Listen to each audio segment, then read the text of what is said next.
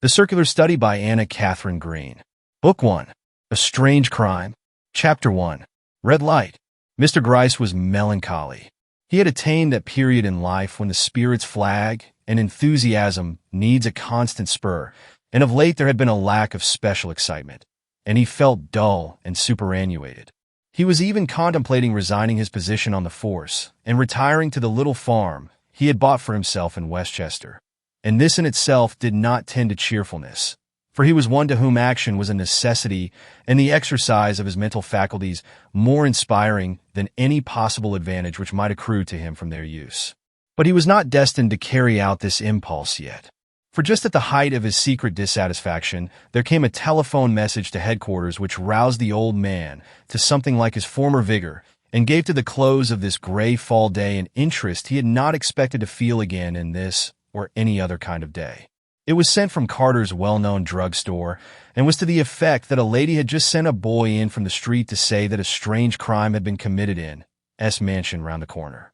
The boy did not know the lady and was shy about showing the money she had given him, but that he had money was very evident.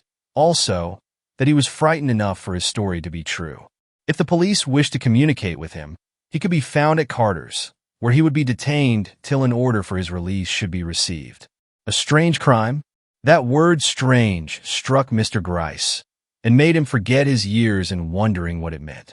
Meanwhile, the men about him exchanged remarks upon the house brought thus unexpectedly to their notice.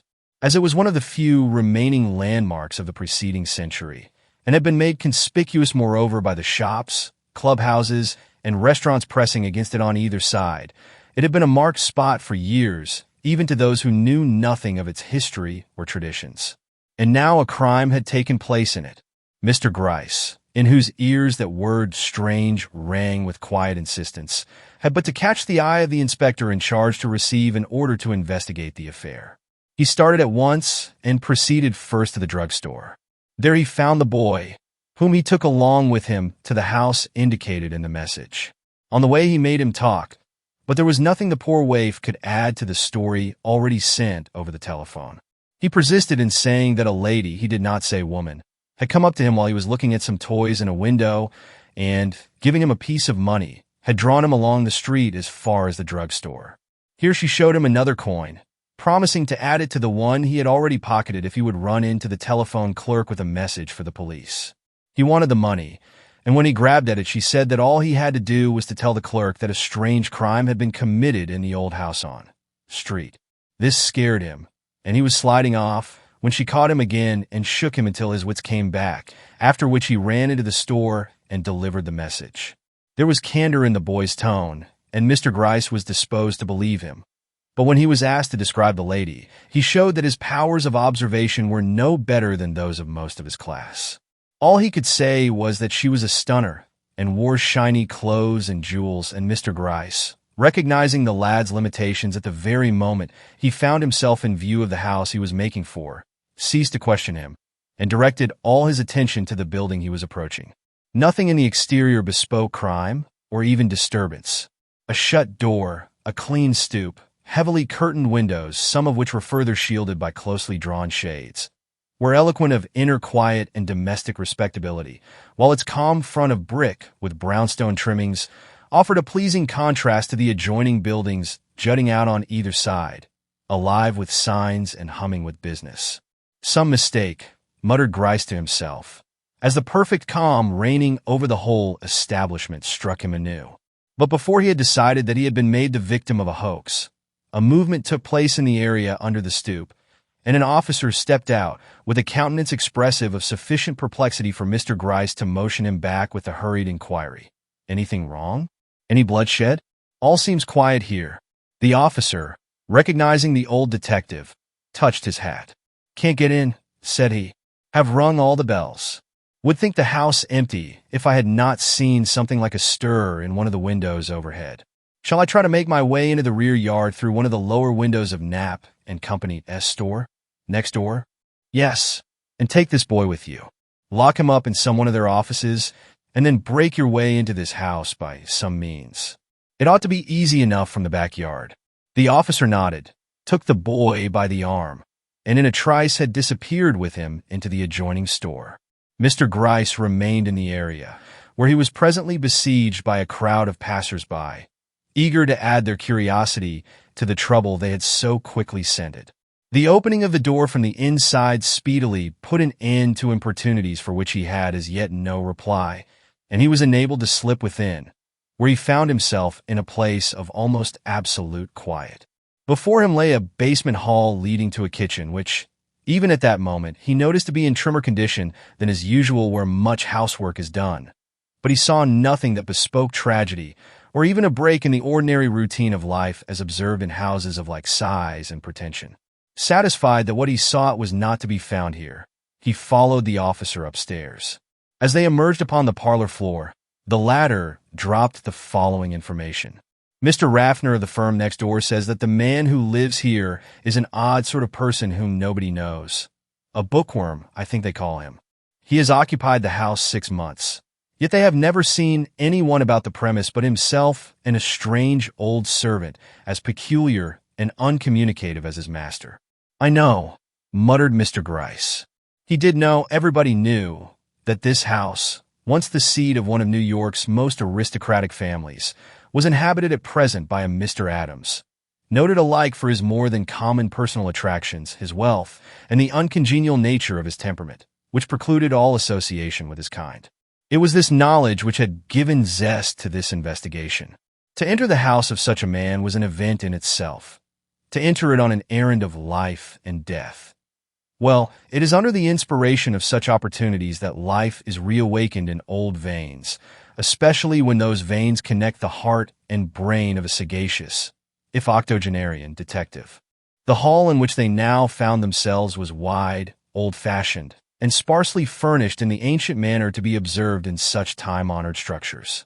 2 doors led into this hall, both of which now stood open.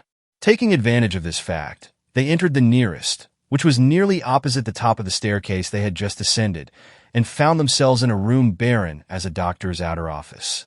There was nothing here worth their attention, and they would have left the place as unceremoniously as they had entered it if they had not caught glimpses of richness which promised an interior of uncommon elegance, behind the half-drawn folds of a portiere at the further end of the room.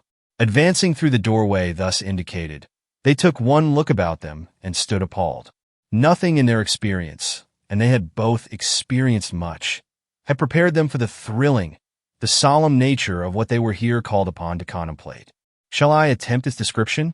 A room small and of circular shape, hung with strange tapestries relieved here and there by priceless curios, and lit, although it was still daylight, by a jet of rose-colored light concentrated, not on the rows and rows of books around the lower portion of the room, or on the one great picture which at another time might have drawn the eye and held the attention, but on the upturned face of a man lying on a bearskin rug with a dagger in his heart, and on his breast a cross whose golden lines, sharply outlined against his long, dark, swathing garment, gave him the appearance of a saint prepared in some holy place for burial, save that the dagger spoke of violent death, and his face of an anguish for which Mr. Gryce, notwithstanding his lifelong experience, found no name.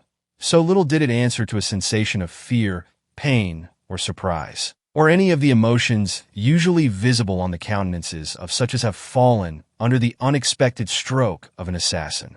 Chapter 2. Mysteries. A moment of indecision, of awe even, elapsed before Mr. Gryce recovered himself. The dim light, the awesome silence, the unexpected surroundings recalling a romantic age, the motionless figure of him who so lately had been the master of the house, lying outstretched as for the tomb, with the sacred symbol on his breast offering such violent contradiction to the earthly passion which had driven the dagger home, were enough to move even the tried spirit of this old officer of the law and confuse a mind which, in the years of his long connection with the force, had had many serious problems to work upon, but never one just like this. It was only for a moment, though, before the man behind him had given utterance to his own bewilderment and surprise. Mr. Gryce had passed in and taken his stand by the prostrate figure. That it was that of a man who had long since ceased to breathe, he could not for a moment doubt. Yet his first act was to make sure of the fact by laying his hand on the pulse and examining the eyes, whose expression of reproach was such that he had to call up all his professional sang-froid to meet them. He found the body still warm, but dead beyond all question, and, once convinced of this, he forbore to draw the dagger from the wound, though he did not fail to give it the most careful attention before turning his eyes elsewhere. It was no ordinary weapon. It was a curio from some oriental shop. This in itself seemed to point to suicide, but the direction in which the blade had entered the body and the position of the wound were not such as would be looked for in a case of self-murder. The other clues were few. Though the scene had been one of bloodshed and death, the undoubted result of a sudden and fierce attack, there were no signs of struggle to be found in the well-ordered apartment. Beyond a few rose leaves scattered on the floor, the room was a scene of peace and quiet luxury. Even the large table which occupied the center of the room, and near which the master of the house had been standing when struck, gave no token of the tragedy which had been enacted at its side. That is, not at first glance. For though its large top was covered with articles of use and ornament, they all stood undisturbed and presumably in place, as if the shock which had laid their owner low had failed to be communicated to his belongings. The contents of the table were various.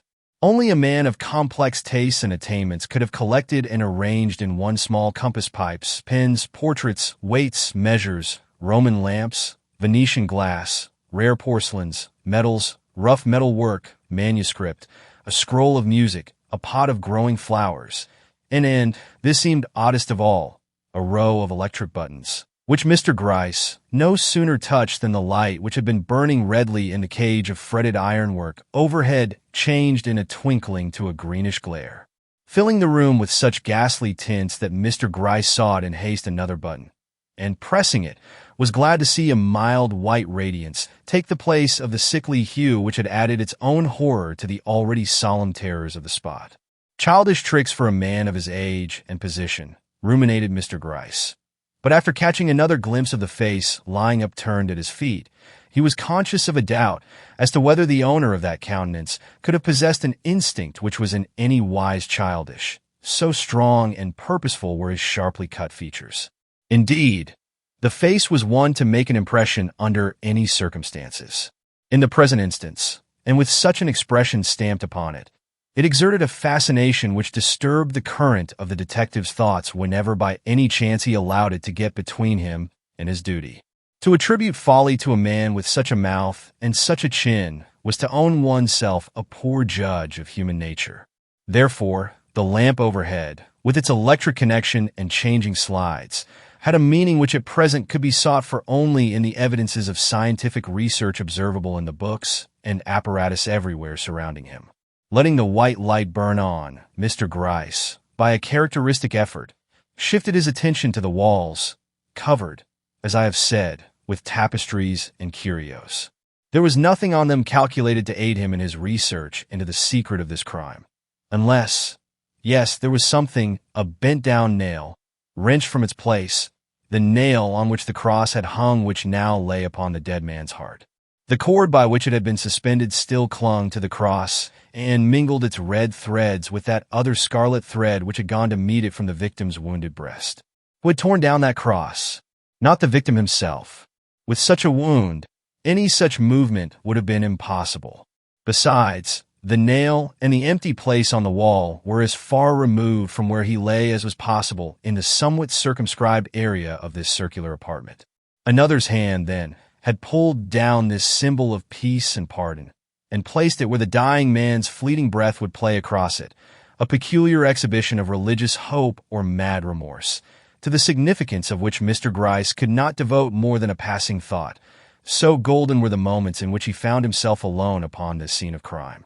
Behind the table and halfway up the wall was a picture, the only large picture in the room. It was the portrait of a young girl of an extremely interesting and pathetic beauty. From her garb and the arrangement of her hair, it had evidently been painted about the end of our Civil War. And it was to be observed the same haunting quality of intellectual charm visible in the man lying prone upon the floor. And though she was fair and he dark, there was sufficient likeness between the two to argue some sort of relationship between them. Below this picture were fastened a sword, a pair of epaulets, and a medal such as was awarded for valor in the Civil War. Mementos which may help us in our task, mused the detective.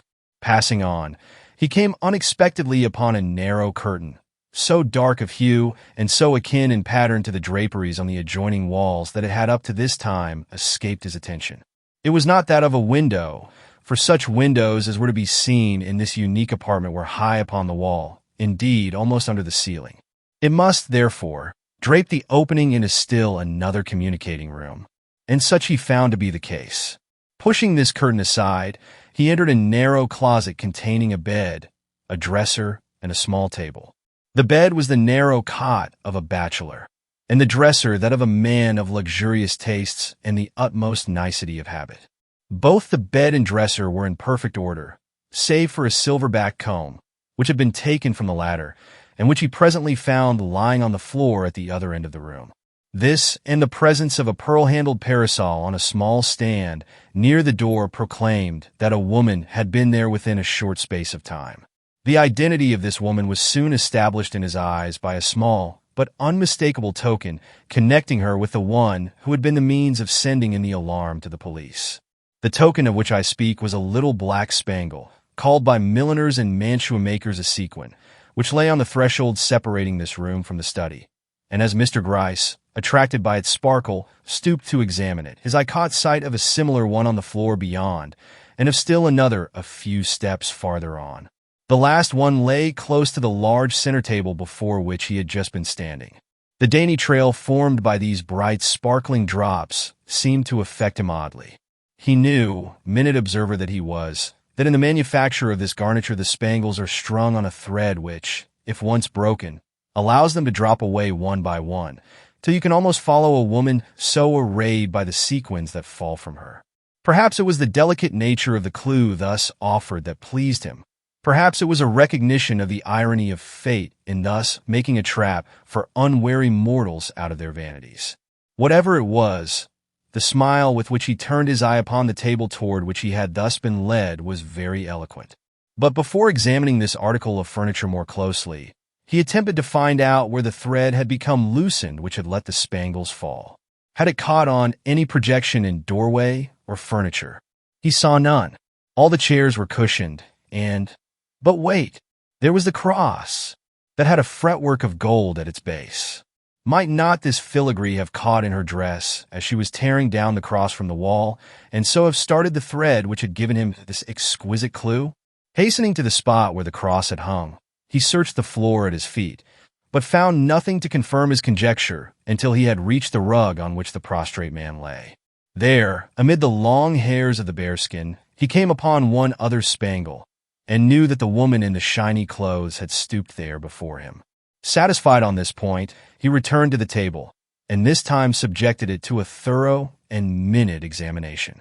That the result was not entirely unsatisfactory was evident from the smile with which he eyed his finger after having drawn it across a certain spot near the inkstand, and also from the care with which he lifted that inkstand and replaced it in precisely the same spot from which he had taken it up. Had he expected to find something concealed under it? Who can tell? A detective's face seldom yields up its secrets. He was musing quite intently before this table when a quick step behind him made him turn. Stiles, the officer, having now been over the house, had returned and was standing before him in the attitude of one who has something to say. "What is it?" asked Mr. Gryce with a quick movement in his direction. For answer, the officer pointed to the staircase visible through the antechamber door. "Go up," was indicated by his gesture. Mr. Gryce demurred, casting a glance around the room, which at that moment interested him so deeply. At this the man showed some excitement, and, breaking silence, said, "Come, I have lighted on the guilty party. He is in a room upstairs." "He?" Mr. Gryce was evidently surprised at the pronoun. "Yes, there can be no doubt about it. When you see him. But what is that? Is he coming down? I'm sure there's nobody else in the house. Don't you hear footsteps, sir?" Mr. Gryce nodded. Someone was certainly descending the stairs. "Let us retreat," suggested Stiles. "Not because the man is dangerous, but because it is very necessary you should see him before he sees you. He's a very strange-acting man, sir, and if he comes in here, we'll be sure to do something to incriminate himself. Where can we hide?" Mr. Gryce remembered the little room he had just left, and drew the officer toward it. Once installed inside, he let the curtain drop till only a small loophole remained. The steps, which had been gradually growing louder, kept advancing, and presently they could hear the intruder's breathing, which was both quick and labored. "Does he know that anyone has entered the house? Did he see you when you came upon him upstairs?" whispered Mr. Gryce into the ear of the man beside him. Styles shook his head and pointed eagerly toward the opposite door. The man for whose appearance they waited had just lifted the portiere and in another moment stood in full view, just inside the threshold. Mr. Gryce and his attendant colleague both stared. Was this the murderer? This pale, lean servitor, with a tray in his hand on which rested a single glass of water? Mr. Gryce was so astonished that he looked at Styles for explanation. But that officer, hiding his own surprise, for he had not expected this peaceful figure, urged him in a whisper to have patience, and both, turning toward the man again, beheld him advance, stop, cast one look at the figure lying on the floor, and then let slip the glass with a low cry that at once changed to something like a howl. "Look at him! Look at him!" urged Styles in a hurried whisper. "Watch what he will do now. You will see a murderer at work." And sure enough, in another instant this strange being, losing all semblance to his former self, entered upon a series of pantomimic actions which to the two men who watched him seemed both to explain and illustrate the crime which had just been enacted there. With every appearance of passion, he stood contemplating the empty air before him, and then, with one hand held stretched out behind him in a peculiarly cramped position, he plunged with the other toward a table from which he made a feint of snatching something which he no sooner closed his hand upon than he gave a quick side thrust, still at the empty air, which seemed to quiver in return. So vigorous was his action, and so evident his intent. The reaction following this thrust, the slow unclosing of his hand from an imaginary dagger, the tottering of his body backward, then the moment when with wide, open eyes he seemed to contemplate in horror the result of his own deed. These needed no explanation beyond what was given by his writhing features and trembling body. Gradually succumbing to the remorse or terror of his own crime, he sank lower and lower, until, though with that one arm still stretched out, he lay in an inert heap on the floor. "It is what I saw him do upstairs," murmured Styles into the ear of the amazed detective. "He has evidently been driven insane by his own act." Mr. Gryce made no answer. Here was a problem for the solution of which he found no precedent in all his past experience. Chapter 3. The Mute Servitor. Meanwhile, the man who, to all appearance, had just reenacted before them the tragedy which had so lately taken place in this room, rose to his feet, and with a dazed air as unlike his former violent expression as possible, stooped for the glass he had let fall, and was carrying it out when Mr. Gryce called to him. "Wait, man! You needn't take that glass away. We first want to hear how your master comes to be lying here dead." It was a demand calculated to startle any man. But this one showed himself totally unmoved by it, and was passing on when Styles laid a detaining hand on his shoulder. "Stop," said he. "What do you mean by sliding off like this? Don't you hear the gentleman speaking to you?" This time the appeal told. The glass fell again from the man's hand, mingling its clink, for it struck the floor this time, and broke, with the cry he gave, which was not exactly a cry either, but an odd sound between a moan and a shriek. He had caught sight of the men who were seeking to detain him, and his haggard look and cringing form showed that he realized at last the terrors of his position. Next minute he sought to escape, but Styles, gripping him more firmly, dragged him back to where Mr. Gryce stood beside the bearskin rug on which lay the form of his dead master. Instantly, at the sight of this recumbent figure, another change took place in the entrapped butler. Joy, that most hellish of passions in the presence of violence and death, illumined his wandering eye and distorted his mouth. And, seeking no disguise for the satisfaction he felt, he uttered a low but thrilling laugh, which rang in unholy echo through the room. Mr. Gryce, moved in spite of himself by an abhorrence which the irresponsible condition of this man seemed only to emphasize, waited till the last faint sounds of this diabolical mirth had died away in the high recesses of the space above. Then, fixing the glittering eye of this strange creature with his own, which, as we know, so seldom dwelled upon that of his fellow beings, he sternly said, "There now! Speak! Who killed this man? You were in the house with him, and should know." The butler's lips opened and a string of strange gutturals poured forth, while with his one disengaged hand, for the other was held to his side by Styles, he touched his ears and his lips and violently shook his head. There was but one interpretation to be given to this. The man was deaf and dumb. The shock of this discovery was too much for Styles. His hand fell from the other's arms, and the man, finding himself free, withdrew to his former place in the room, where he proceeded to enact again, and with increased vivacity, first the killing of, and then the mourning for his master, which but a few moments before had made so suggestive an impression upon them. This done, he stood waiting, but this time with that gleam of infernal joy in the depths of his quick, restless eyes which made his very presence in this room of death seem a sacrilege and horror. Styles could not stand it. "Can't you speak?" he shouted. "Can't you hear?" The man only smiled, an evil and gloating smile, which Mr. Gryce thought it his duty to cut short. "Take him away," he cried. "Examine him carefully for blood marks. I'm going up to the room where you saw him first. He is too nearly linked to this crime not to carry some trace of it away with him." But for once even this time-tried detective found himself at fault. No marks were found on the old servant, nor could they discover in the rooms above any signs by which this one remaining occupant of the house could be directly associated with the crime which had taken place within it. Thereupon Mr. Gryce grew very thoughtful, and entered upon another examination of the two rooms, which to his mind held all the clues that would ever be given to this strange crime. The result was meager, and he was just losing himself again in contemplation of the upturned face, whose fixed mouth and haunting expression told such a story of suffering and determination, when there came from the dim recesses above his head a cry, which, forming itself into two words, rang down with startling clearness in this most unexpected of appeals. "Remember Evelyn! Remember Evelyn!" Who was Evelyn? And to whom did this voice belong, in a house which had already been ransacked in vain for other occupants? It seemed to come from the roof, and sure enough, when Mr. Gryce looked up he saw, swinging in a cage strung up nearly to the top of one of the windows I have mentioned, an English starling, which in seeming recognition of the attention it had drawn upon itself, craned its neck as Mr. Gryce looked up and shrieked again, with fiercer insistence than before. "Remember Evelyn!"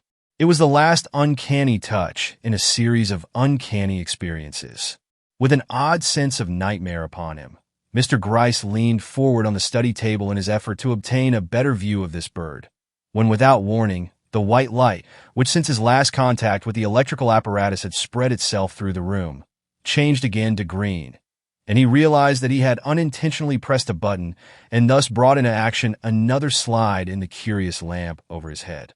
Annoyed, for these changing hues offered a problem he was as yet too absorbed in other matters to make any attempt to solve, he left the vicinity of the table and was about to leave the room when he heard Styles's voice rise from the adjoining antechamber, where Styles was keeping guard over the old butler. "Shall I let him go, Mr. Gryce? He seems very uneasy. Not dangerous, you know, but anxious, as if he had forgotten something or recalled some unfulfilled duty." "Yes, let him go," was the detective's quick reply. "Only watch and follow him. Every movement he makes is of interest. Unconsciously, he may be giving us invaluable clues." And he approached the door to note for himself what the man might do. "Remember Evelyn," rang out the startling cry from above as the detective passed between the curtains. Irresistibly, he looked back and up. To whom was this appeal from a bird's throat so imperatively addressed? To him, or to the man on the floor beneath, whose ears were forever closed? It might be a matter of little consequence, and it might be one involving the very secret of this tragedy. But whether important or not, he could pay no heed to it at this juncture, for the old butler, coming from the front hall whither he had hurried on being released by Styles, was at that moment approaching him, carrying in one hand his master's hat and in the other his master's umbrella. Not knowing what this new movement might mean, Mr. Gryce paused where he was and waited for the man to advance. Seeing this, the mute, to whose face and bearing had returned the respectful immobility of the trained servant, handed over the articles he had brought, and then noiselessly, and with the air of one who had performed an expected service, retreated to his old place in the antechamber, where he sat down again and fell almost immediately into his former day's condition. Humph! Mind quite lost, memory uncertain, testimony valueless, were the dissatisfied reflections of the disappointed detective as he replaced Mr. Adams's hat and umbrella on the hall rack. Has he been brought to this state by the tragedy which has just taken place here? Or is his present insane condition its precursor and cause? Mr. Gryce might have found some answer to this question in his own mind if, at that moment, the fitful clanging of the front door bell, which had hitherto testified to the impatience of the curious crowd outside, had not been broken into by an authoritative knock which at once put an end to all self-communing. The coroner, or some equally important person, was at hand, and the detective's golden hour was over. Chapter 4. A new experience for Mr. Gryce. Mr. Gryce felt himself at a greater disadvantage in his attempt to solve the mystery of this affair than in any other which he had entered upon in years. First, the victim had been a solitary man, with no household save his man-of-all-work, the mute. Secondly, he had lived in a portion of the city where no neighbors were possible, and he had even lacked, as it now seemed, any very active friends. Though some hours had elapsed since his death had been noised abroad, no one had appeared at the door with inquiries or information. This seemed odd, considering that he had been for some months a marked figure in this quarter of the town. But then everything about this man was odd, nor would it have been in keeping with his surroundings and peculiar manner of living for him to have had the ordinary associations of men of his class. This absence of the usual means of eliciting knowledge from the surrounding people, added to, rather than detracted from, the interest which Mr. Gryce was bound to feel in the case, and it was with a feeling of relief that a little before midnight he saw the army of reporters, medical men, officials, and such others as had followed in the coroner's wake file out of the front door and leave him again, for a few hours at least, master of the situation. For there were yet 2 points which he desired to settle before he took his own much-needed rest. The first occupied his immediate attention. Passing before a chair in the hall on which a small boy sat dozing, he roused him with the remark, "Come, Jake, it's time to look lively. I want you to go with me to the exact place where that lady ran across you today." The boy, half dead with sleep, looked around him for his hat. "I'd like to see my mother first," he pleaded. "She must be done up about me. I never stayed away so long before. Your mother knows where you are. I sent a message to her hours ago. She gave a very good report of you, Jake. Says you're an obedient lad and that you never have told her a falsehood. She's a good mother," the boy warmly declared. "I'd be as bad as my father was if I did not treat her well." Here his hand fell on his cap, which he put on his head. "I'm ready," said he. Mr. Gryce at once led the way into the street. The hour was late, and only certain portions of the city showed any real activity. Into one of these thoroughfares they presently came, and before the darkened window of one of the lesser shops paused, while Jake pointed out the 2 stuffed frogs engaged with miniature swords in mortal combat at which he had been looking when the lady came up and spoke to him. Mr. Gryce eyed the boy rather than the frogs, though probably the former would have sworn that his attention had never left that miniature conflict. "Was she a pretty lady?" he asked. The boy scratched his head in some perplexity. "She made me a good deal afraid of her," he said. "She had very splendid clothes." "Oh, gorgeous!" he cried, as if on this question there could be no doubt. "And she was young, and carried a bunch of flowers, and seemed troubled?" "What? Not young, and carried no flowers, and wasn't even anxious and trembling." The boy, who had been shaking his head, looked nonplussed. "I think she was what you might call troubled, but she wasn't crying, and when she spoke to me, she put more feeling into her grip than into her voice. She just dragged me to the drugstore, sir. If she hadn't given me money first, I should have wriggled away in spite of her. But I likes money, sir. I don't get too much of it." Mr. Gryce by this time was moving on. "Not young," he repeated to himself. "Some old flame, then, of Mr. Adams. They're apt to be dangerous, very dangerous, more dangerous than the young ones." In front of the drugstore he paused. "Show me where she stood while you went in." The boy pointed out the identical spot. He seemed as eager as the detective. "And was she standing there when you came out?" "Oh, no, sir. She went away while I was inside." "Did you see her go? Can you tell me whether she went up street or down?" "I had one eye on her, sir. I was afraid she was coming into the shop after me, and my arm was too sore for me to want her to clench hold on it again. So when she started to go, I took a step nearer and saw her move toward the curbstone and hold up her hand. But it wasn't a car she was after, for none came by for several minutes. The fold between Mr. Gryce's eyes perceptibly smoothed out. Then it was some cabman or hack driver she hailed.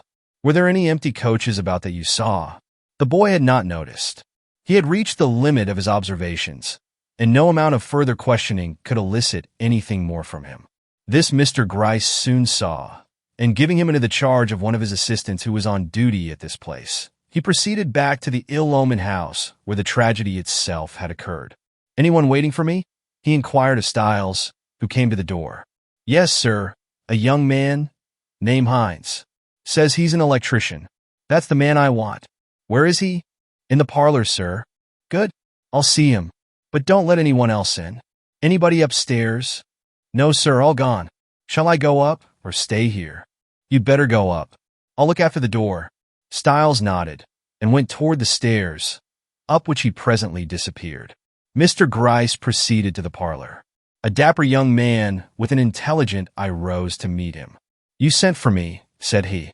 The detective nodded, asked a few questions, and seeming satisfied with the replies he received, led the way into Mr. Adams's study, from which the body had been removed to an upper room. As they entered, a mild light greeted them from a candle which, by Mr. Gryce's orders, had been placed on a small side table near the door. But once in, Mr. Gryce approached the larger table in the center of the room, and placing his hand on one of the buttons before him, asked his companion to be kind enough to blow out the candle. This he did, leaving the room for a moment in total darkness. Then with a sudden burst of illumination, a marvelous glow of a deep violet color shot over the whole room, and the two men turned and faced each other, both with inquiry in their looks. So unexpected was this theatrical effect to the one, and so inexplicable its cause and purpose to the other. "That is but one slide," remarked Mr. Gryce. "Now I will press another button, and the color changes to pink, as you see. This one produces green, this one white, and this a bilious yellow, which is not becoming to either of us, I am sure. Now will you examine the connection, and see if there is anything peculiar about it?" Mr. Hines at once set to work, but beyond the fact that the whole contrivance was the work of an amateur hand, he found nothing strange about it, except the fact that it worked so well. Mr. Gryce showed disappointment. "He made it then himself?" he asked. "Undoubtedly, or someone else equally unacquainted with the latest method of wiring. Will you look at these books over here, and see if sufficient knowledge can be got from them to enable an amateur to rig up such an arrangement as this?" Mr. Hines glanced at the shelf which Mr. Gryce had pointed out, and without taking out the books, answered briefly. "A man with a deft hand and a scientific turn of mind might, by the aid of these, do all you see here and more." "The aptitude is all." "Then I'm afraid Mr. Adams had the aptitude," was the dry response. There was disappointment in the tone. "Why?" His next words served to show.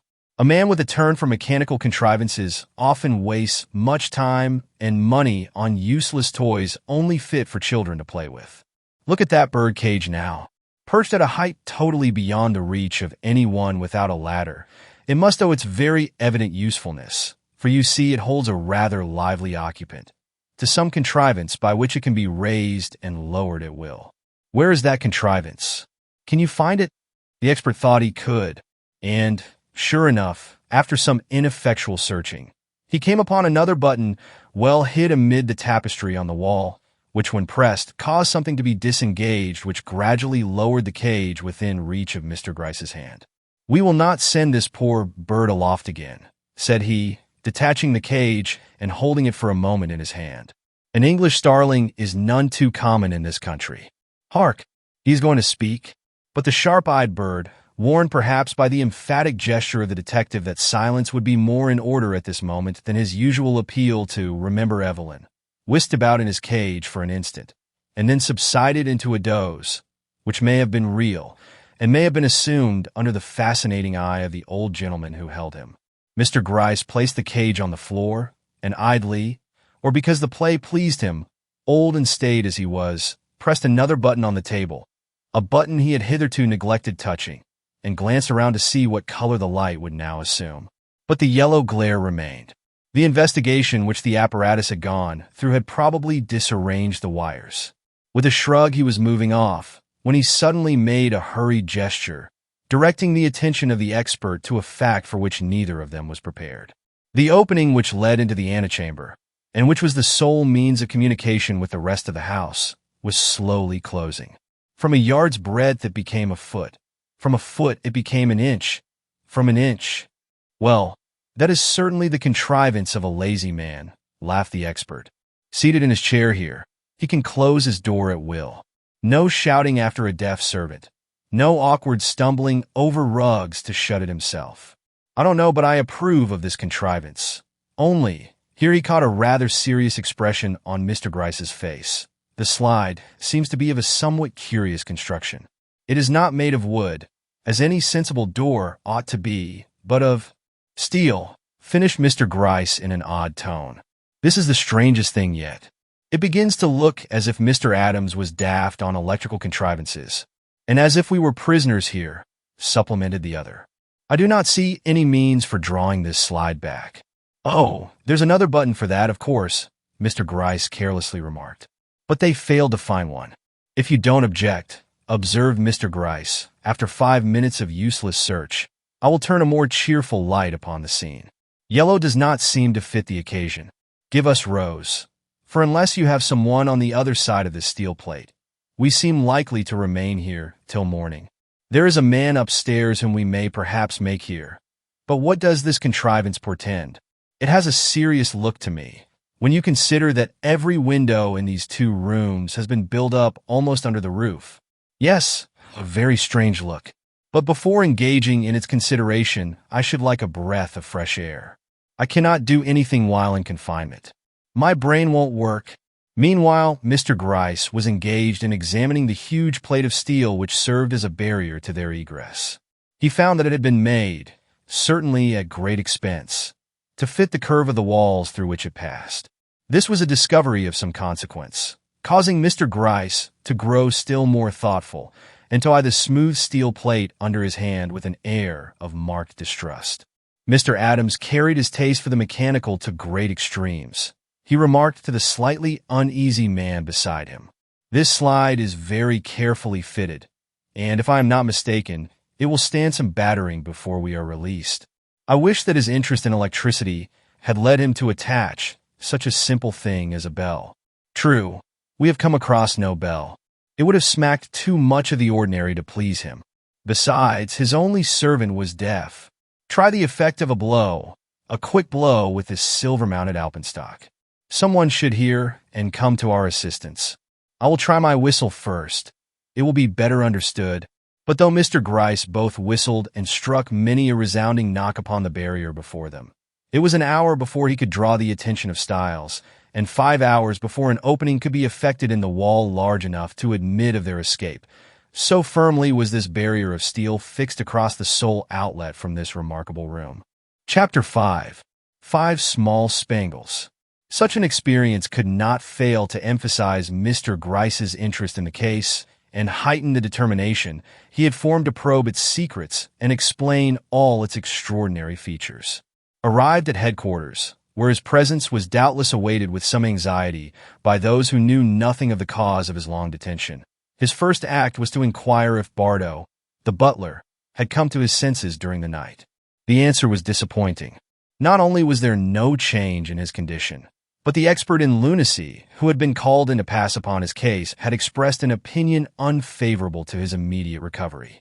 Mr. Gryce looked sober, and summoning the officer who had managed Bardo's arrest, he asked how the mute had acted when he found himself detained. The answer was curt, but very much to the point.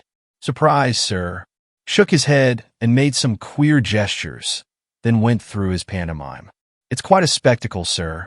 Poor fool, he keeps holding his hand back so." Mr. Gryce noted the gesture. It was the same which Bardo had made when he first realized that he had spectators. Its meaning was not wholly apparent. He had made it with his right hand.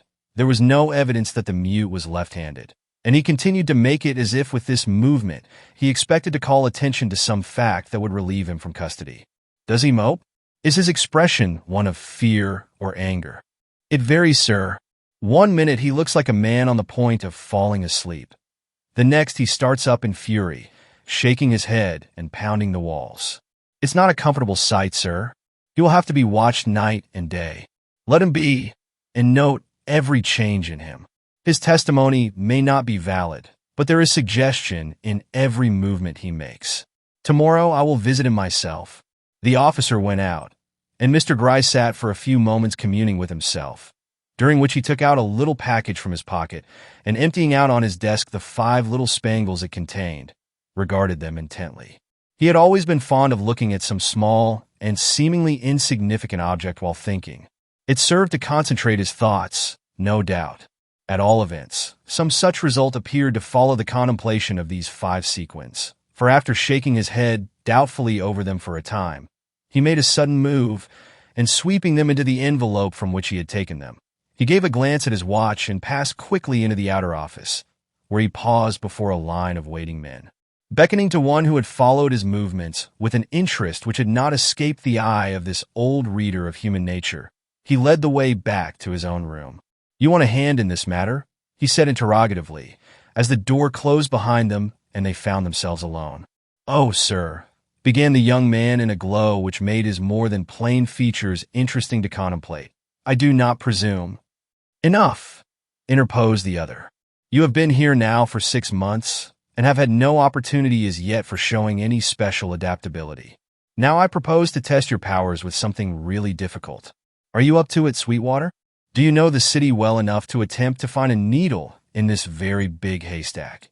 "I should at least like to try," was the eager response. "If I succeed, it will be a bigger feather in my cap than if I had always lived in New York. I have been spoiling for some such opportunity. See if I don't make the effort judiciously, if only out of gratitude." "Well, we shall see," remarked the old detective. "If it's difficulty you long to encounter, you will be likely to have all you want of it. Indeed, it is the impossible I ask. A woman is to be found of whom we know nothing save that she wore when last seen a dress heavily bespangled with black, and that she carried in her visit to Mr. Adams, at the time of or before the murder, a parasol, of which I can procure you a glimpse before you start out. She came from I don't know where, and she went, but that is what you are to find out. You are not the only man who is to be put on the job, which, as you see, is next door to a hopeless one, unless the woman comes forward and proclaims herself. Indeed, I should despair utterly of your success if it were not for one small fact which I will now proceed to give you as my special and confidential agent in this matter. When this woman was about to disappear from the one eye that was watching her, she approached the curbstone in front of Hudson's fruit store on 14th Street and lifted up her right hand so. It is not much of a clue, but it is all I have at my disposal, except these 5 spangles dropped from her dress, and my conviction that she is not to be found among the questionable women of the town, but among those who seldom or never come under the eye of the police. Yet don't let this conviction hamper you. Convictions as a rule are bad things, and act as a hindrance rather than an inspiration. Sweetwater, to whom the song of the sirens would have sounded less sweet, listened with delight and responded with a frank smile and a gay, "I'll do my best, sir, but don't show me the parasol, only describe it. I wouldn't like the fellows to chaff me if I fail. I'd rather go quietly to work and raise no foolish expectations." "Well, then, it is one of those dainty, nonsensical things made of gray chiffon, with pearl handle and bows of pink ribbon. I don't believe it was ever used before, and from the value women usually place on such fol-de-rols, could only have been left behind under the stress of extraordinary emotion or fear.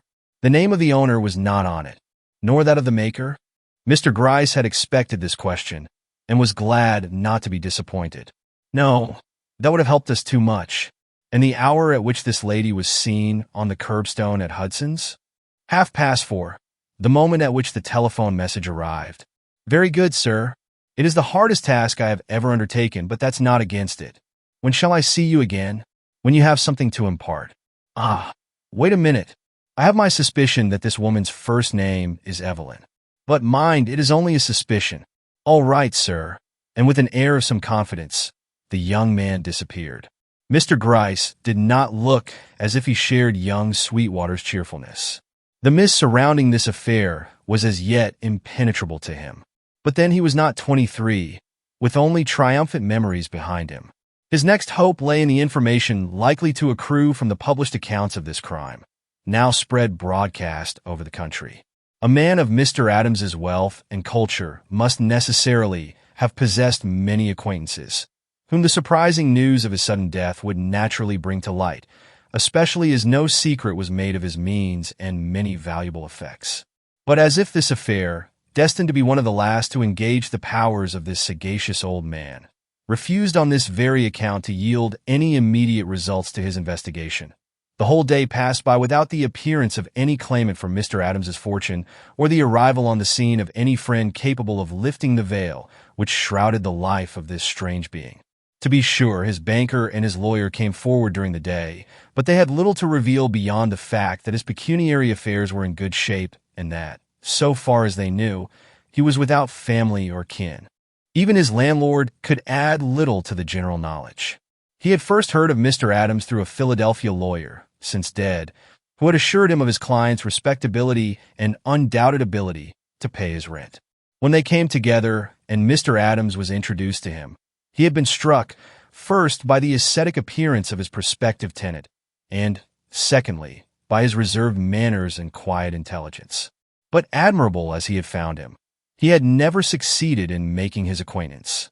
The rent had been uniformly paid with great exactitude on the very day it was due, but his own visits had never been encouraged or his advances met by anything but the cold politeness of a polished and totally indifferent man. Indeed, he had always looked upon his tenant as a bookworm, absorbed in study and such scientific experiments as could be carried on with no other assistance than that of his deaf and dumb servant. Asked if he knew anything about this servant, he answered that his acquaintance with him was limited to the 2 occasions on which he had been ushered by him into his master's presence, that he knew nothing of his character and general disposition, and could not say whether his attitude toward his master had been one of allegiance or antagonism.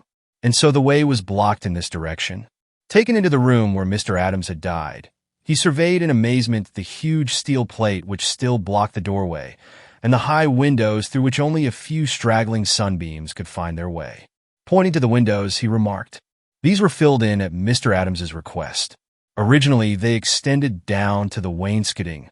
He was shown where lath and plaster had been introduced, and also how the plate had been prepared and arranged as a barrier.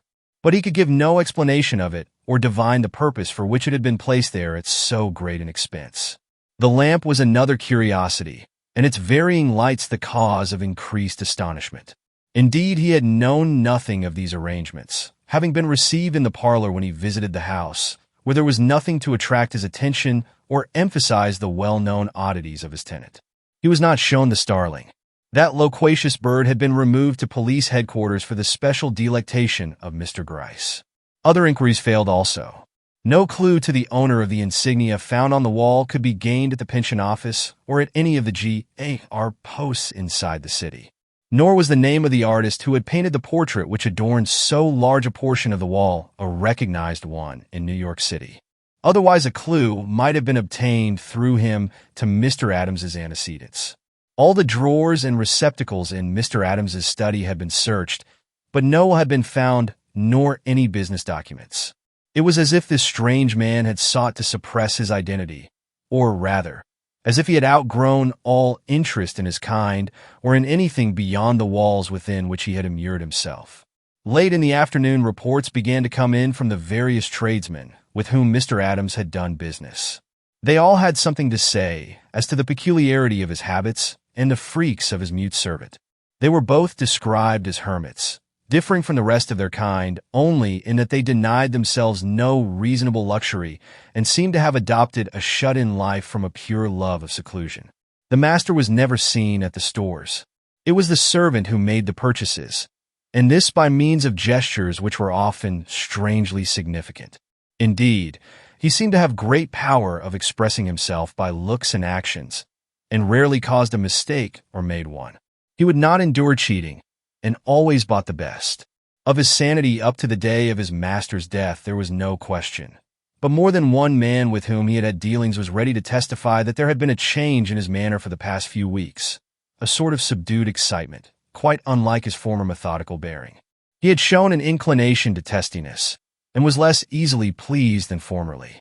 To one clerk, he had shown a nasty spirit under very slight provocation, and was only endured in the store on account of his master, who was too good a customer for them to offend. Mr. Kelly, a grocer, went so far as to say he acted like a man with a grievance who burned to vent his spite on someone, but held himself in forcible restraint. Perhaps if no tragedy had taken place in the house on street, these various persons would not have been so ready to interpret thus unfavorably a nervousness excusable enough in one so cut off from all communication with his kind. But with the violent end of his master in view, and his own unexplained connection with it, who could help recalling that his glance had frequently shown malevolence? But this was not evidence of the decided character required by the law, and Mr. Gryce was about to regard the day as a lost one, when Sweetwater made his reappearance at headquarters. The expression of his face put new life into Mr. Gryce. "What?" he cried. "You have not found her?" Sweetwater smiled. "Don't ask me, sir, not yet. I've come to see if there's any reason why I should not be given the loan of that parasol for about an hour. I'll bring it back. I only want to make a certain test with it." "What test, my boy? May I ask what test?" "Please to excuse me, sir. I have only a short time in which to act before respectable business houses shut up for the night, and the test I speak of has to be made in a respectable house." "Then you shall not be hindered. Wait here, and I will bring you the parasol." "There! Bring it back soon, my boy. I have not the patience I used to have." "An hour, sir. Give me an hour." And then the shutting of the door behind his flying figure cut short his sentence. That was a long hour to Mr. Gryce, or would have been if it had not mercifully been cut short by the return of Sweetwater in an even more excited state of mind than he had been before. He held the parasol in his hand. "My test failed," said he, "but the parasol has brought me luck, notwithstanding. I have found the lady, sir, and—" He had to draw a long breath before proceeding. "And she is what I said," began the detective, "a respectable person in a respectable house." "Yes, sir, very respectable. More respectable than I expected to see." "Quite a lady, sir. Not young, but—" "Her name, boy? Is it Evelyn?" Sweetwater shook his head with a look as naive in its way as the old detective's question. "I cannot say, sir. Indeed, I had not the courage to ask." "She is here." "Here?"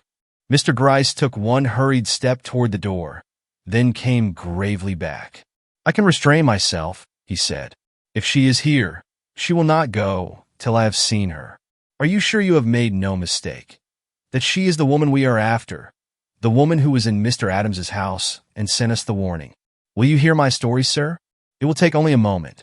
Then you can judge for yourself." "Your story? It must be a pretty one. How came you to light on this woman so soon?" "By using the clue I gave you." Again Sweetwater's expression took on a touch of naivete. "I'm sorry, sir, but I was egotistical enough to follow my own idea. It would have taken too much time to hunt up all the drivers of hacks in the city, and I could not even be sure she had made use of a public conveyance. No, sir, I bethought me of another way by which I might reach this woman. You had shown me those spangles. They were portions of a very rich trimming, a trimming which has only lately come into vogue, and which is so expensive that it is worn chiefly by women of means, and sold only in shops where elaborate garnitures are to be found. I have seen and noticed dresses thus trimmed, in certain windows and on certain ladies. And before you showed me the spangles you picked up in Mr. Adams's study, could have told you just how I had seen them arranged. They are sewed on black net in figures, sir, in scrolls or wreaths or whatever you choose to call them. And so conspicuous are these wreaths or figures, owing to the brilliance of the spangles composing them, that any break in their continuity is plainly apparent, especially if the net be worn over a color, as is frequently the case. Remembering this, and recalling the fact that these spangles doubtless fell from one of the front breadths, where their loss would attract not only the attention of others, but that of the wearer, I said to myself, what will she be likely to do when she finds her dress thus disfigured? And the answer at once came. If she is the lady Mr. Gryce considers her, she will seek to restore these missing spangles, especially if they were lost on a scene of crime. But where can she get them to sew on? From an extra piece of net of the same style. but she will not be apt to have an extra piece of net. She will, therefore, find herself obliged to buy it, and since only a few spangles are lacking, she will buy the veriest strip. Here, then, was my clue, or at least my ground for action. Going the rounds of the few leading stores on Broadway, 23D Street, and 6th Avenue, I succeeded in getting certain clerks interested in my efforts, so that I speedily became assured that if a lady came into these stores for a very small portion of this bespangled net, they would note her person and, if possible, procure some clue to her address. Then I took up my stand at Arnold's Emporium. Why Arnold's? I do not know. Perhaps my good genius meant me to be successful in this quest, but whether through luck or what not, I was successful, for before the afternoon was half over, I encountered a meaning glance from one of the men behind the counter, and advancing toward him, saw him rolling a small package which he handed over to a very pretty and rosy young girl, who at once walked away with it. For one of our leading customers, he whispered as I drew nearer. I don't think she is the person you want, but I would take no chances. I followed the young girl who had carried away the parcel, and by this means came to a fine brownstone front in one of our most retired and aristocratic quarters. When I had seen her go in at the basement door, I rang the bell above, and then, well, I just bit my lips to keep down my growing excitement. For such an effort as this might well end in disappointment, and I knew if I were disappointed now, but no such trial awaited me. The maid who came to the door proved to be the same merry-eyed lass I had seen leave the store. Indeed, she had the identical parcel in her hand, which was the connecting link between the imposing house at whose door I stood and the strange murder in street. But I did not allow my interest in this parcel to become apparent, and by the time I addressed her, I had so mastered myself as to arouse no suspicion of the importance of my errand. You, of course, foresee the question I put to the young girl. Has your mistress lost a parasol? One has been found. I did not finish the sentence, for I perceived by her look that her mistress had met with such a loss, and as this was all I wanted to know just then, I cried out, I will bring it. If it is hers, all right, and bounded down the steps. My intention was to inform you of what I had done and ask your advice. But my egotism got the better of me. I felt that I ought to make sure that I was not the victim of a coincidence. Such a respectable house, such a respectable maidservant. Should she recognize the parasol as belonging to her mistress, then, indeed, I might boast of my success. So praying you for a loan of this article, I went back and rang the bell again. The same girl came to the door. I think fortune favored me today. Here is the parasol, said I, but before the words were out of my mouth, I saw that the girl had taken the alarm or that some grievous mistake had been made. That is not the one my mistress lost, said she. She never carries anything but black. And the door was about to close between us when I heard a voice from within call out peremptorily, Let me see that parasol. Hold it up, young man. There, at the foot of the stairs. Ah! If ever an exclamation was eloquent, that simple was. I could not see the speaker, but I knew she was leaning over the banisters from the landing above. I listened to hear her glide away, but she did not move. She was evidently collecting herself for the emergency of the moment. Presently she spoke again, and I was astonished at her tone. You have come from police headquarters, was the remark with which she hailed me. I lowered the parasol. I did not think it necessary to say yes. From a man there called Grice, she went on, still in that strange tone I can hardly describe, sir. Since you ask me, I now replied, I acknowledge that it is through his instructions I am here. He was anxious to restore to you your lost property. Is not this parasol yours? Shall I not leave it with this young girl? The answer was dry, almost rasping. Mr. Grice has made a mistake. The parasol is not mine. Yet he certainly deserves credit for the use he has made of it in this search.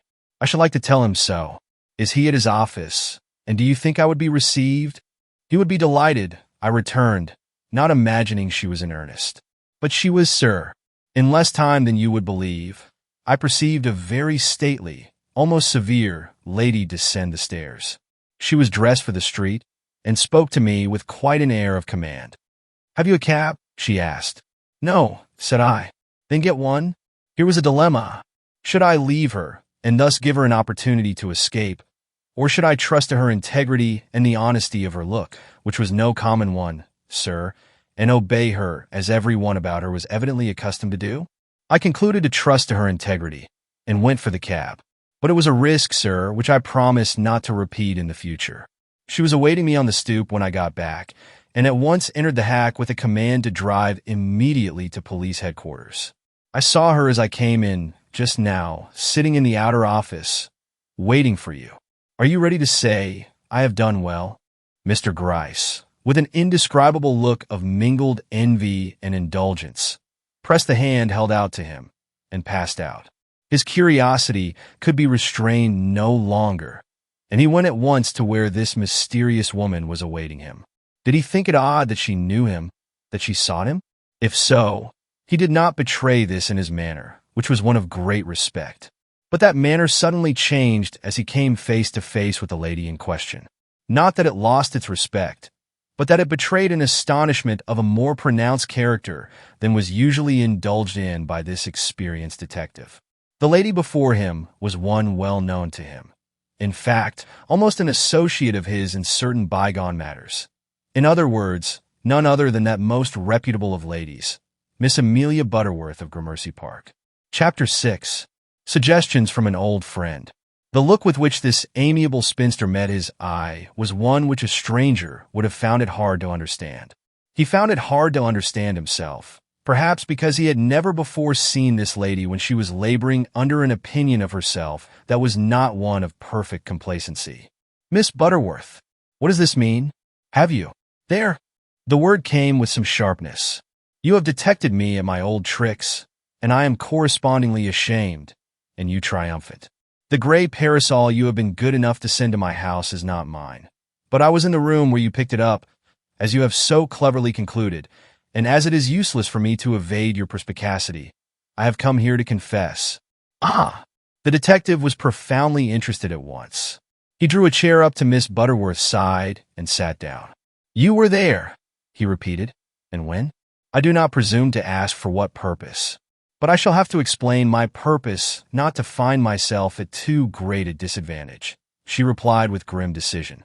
Not that I like to display my own weakness, but that I recognize the exigencies of the occasion, and fully appreciate your surprise at finding that I, a stranger to Mr. Adams, and without the excuse which led to my former interference in police matters, should have so far forgotten myself as to be in my present position before you. This was no affair of my immediate neighbor, nor did it seek me. I sought it, sir, and in this way. I wish I had gone to Jericho first. It might have meant longer travel and much more expense, but it would have involved me in less humiliation and possible publicity. Mr. Gryce, I never meant to be mixed up with another murder case. I have shown my aptitude for detective work and received, ere now, certain marks of your approval, but my head was not turned by them. At least I thought not. And I was tolerably sincere in my determination to keep to my own métier in future and not suffer myself to be allured by any inducements you might offer into the exercise of gifts which may have brought me praise in the past, but certainly have not brought me happiness. But the temptation came, not through you, or I might have resisted it, but through a combination of circumstances which found me weak, and in a measure unprepared. In other words, I was surprised into taking an interest in this affair. Oh, I am ashamed of it, so ashamed that I have made the greatest endeavor to hide my participation in the matter, and thinking I had succeeded in doing so, was congratulating myself upon my precautions, when I found that parasol thrust in my face, and realized that you, if no one else, knew that Amelia Butterworth had been in Mr. Adams's room of death prior to yourself. Yet I thought I had left no traces behind me. Could you have seen? Miss Butterworth, you dropped 5 small spangles from your robe. You wore a dress spangled with black sequins, did you not? Besides, you moved the inkstand and, well, I will never put faith in circumstantial evidence again. I saw these tokens of a woman's presence, heard what the boy had to say of the well-dressed lady who had sent him into the drugstore with a message to the police, and drew the conclusion, I may admit it to you, that it was this woman who had wielded the assassin's dagger, and not the deaf and dumb butler, who, until now, has borne the blame of it. Therefore I was anxious to find her, little realizing what would be the result of my efforts, or that I should have to proffer her my most humble apologies. Do not apologize to me. I had no business to be there, or at least, to leave the 5 spangles you speak of behind me on Mr. Adams's miserable floor. I was simply passing by the house, and had I been the woman I once was, that is, a woman who had never dipped into a mystery, I should have continued on my way instead of turning aside. Sir, it's a curious sensation to find yourself, however innocent, regarded by a whole city full of people as the cause or motive of a terrible murder, especially when you have spent some time, as I have, in the study of crime and the pursuit of criminals. I own I don't enjoy the experience, but I have brought it on myself. If I had not been so curious, but it was not curiosity I felt. I will never own that I am subject to mere curiosity. It was the look on the young man's face. But I forget myself. I am rambling in all directions when I ought to be telling a consecutive tale. Not my usual habit, sir. This you know, but I am not quite myself at this moment. I declare I am more upset by this discovery of my indiscretion than I was by Mr. Trome's declaration of affection in Lost Man's Lane. Give me time, Mr. Gryce. In a few minutes I will be more coherent. I am giving you time, he returned with one of his lowest bows. The half-dozen questions I long to ask have not yet left my lips, and I sit here, as you must yourself acknowledge, a monument of patience. So you thought this deed perpetrated by an outsider, she suddenly broke in. Most of the journals, I read them very carefully this morning, ascribe the crime to the man you have mentioned. And there seems to be good reason for doing so.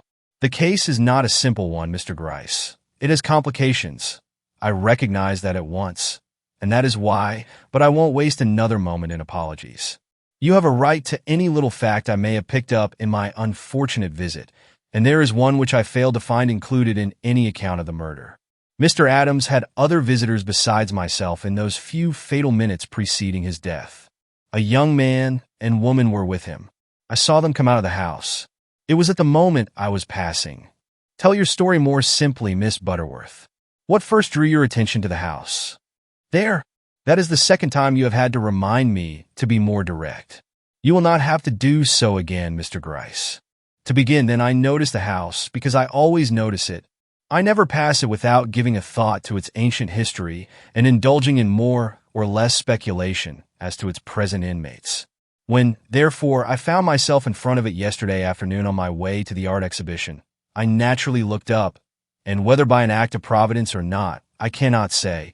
It was precisely at that instant the inner door of the vestibule burst open, and a young man appeared in the hall, carrying a young woman in his arms.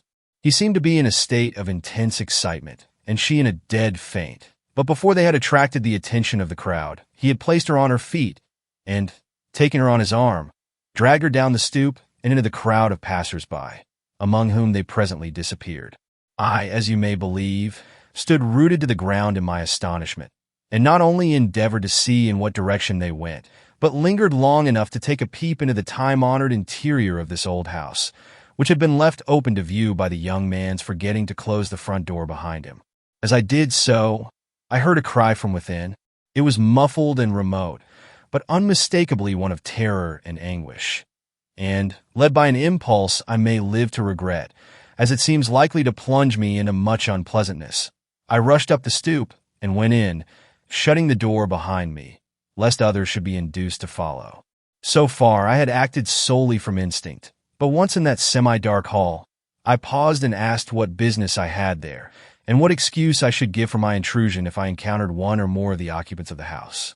But a repetition of the cry, coming as I am ready to swear from the farthest room on the parlor floor, together with a sharp remembrance of the wandering eye and drawn countenance of the young man whom I had seen stagger hence a moment before, with an almost fainting woman in his arms, drew me on in spite of my feminine instincts. And before I knew it, I was in the circular study and before the prostrate form of a seemingly dying man. He was lying as you probably found him a little later, with the cross on his breast and a dagger in his heart. But his right hand was trembling, and when I stooped to lift his head, he gave a shudder and then settled into eternal stillness. I, a stranger from the street, had witnessed his last breath while the young man who had gone out. Can you describe him? Did you encounter him close enough for recognition? Yes, I think I would know him again. I can at least describe his appearance. He wore a check suit, very natty, and was more than usually tall and fine-looking. But his chief peculiarity lay in his expression. I never saw on any face, no, not on the stage, at the climax of the most heart-rending tragedy, a greater accumulation of mortal passion struggling with the imperative necessity for restraint. The young girl whose blonde head lay on his shoulder looked like a saint in the clutch of a demon. She had seen death, but I prefer not to be the interpreter of that expressive countenance. It was lost to my view almost immediately and probably calmed itself in the face of the throng he entered, or we would be hearing about him today. The girl seemed to be devoid of almost all feeling. I should not remember her. And was that all? Did you just look at that recumbent man and vanish? Didn't you encounter the butler? Haven't you some definite knowledge to impart in his regard which will settle his innocence or fix his guilt? I know no more about him than you do, sir, except that he was not in the room by the time I reached it, and did not come into it during my presence there. Yet it was his cry that led me to the spot. Or do you think it was that of the bird I afterward heard shouting and screaming in the cage over the dead man's head? It might have been the bird, admitted Mr. Gryce. Its call is very clear, and it seems strangely intelligent. What was it saying while you stood there? Something about Eva. Lovely Eva. Maddening Eva. I love Eva. Eva. Eva. Eva? Wasn't it Evelyn? Poor Evelyn. No, it was Eva. I thought he might mean the girl I had just seen carried out. It was an unpleasant experience, hearing this bird shriek out these cries in the face of the man lying dead at my feet. Miss Butterworth, you didn't simply stand over that man. You knelt down and looked in his face. I acknowledge it, and caught my dress in the filigree of the cross. Naturally, I would not stand stock still with a man drawing his last breath under my eye. And what else did you do? You went to the table. Yes, I went to the table. And moved the inkstand? Yes, I moved the inkstand, but very carefully, sir, very carefully. Not so carefully, but that I could see where it had been sitting before you took it up. The square made by its base in the dust of the table did not coincide with the place afterwards occupied by it. Ah, that comes from your having on your glasses, and I not.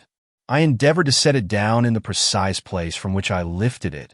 Why did you take it up at all? What were you looking for? For clues, Mr. Gryce. You must forgive me, but I was seeking for clues. I moved several things.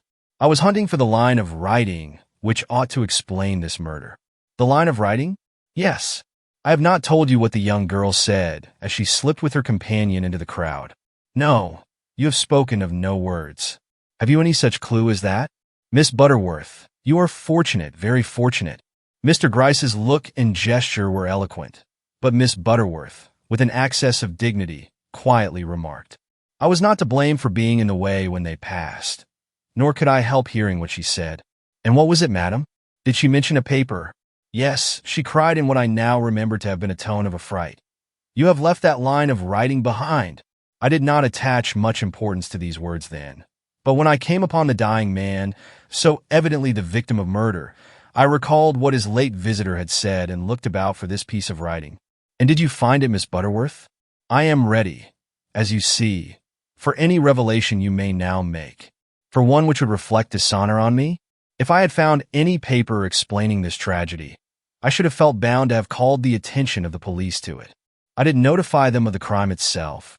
Yes, madam, and we are obliged to you.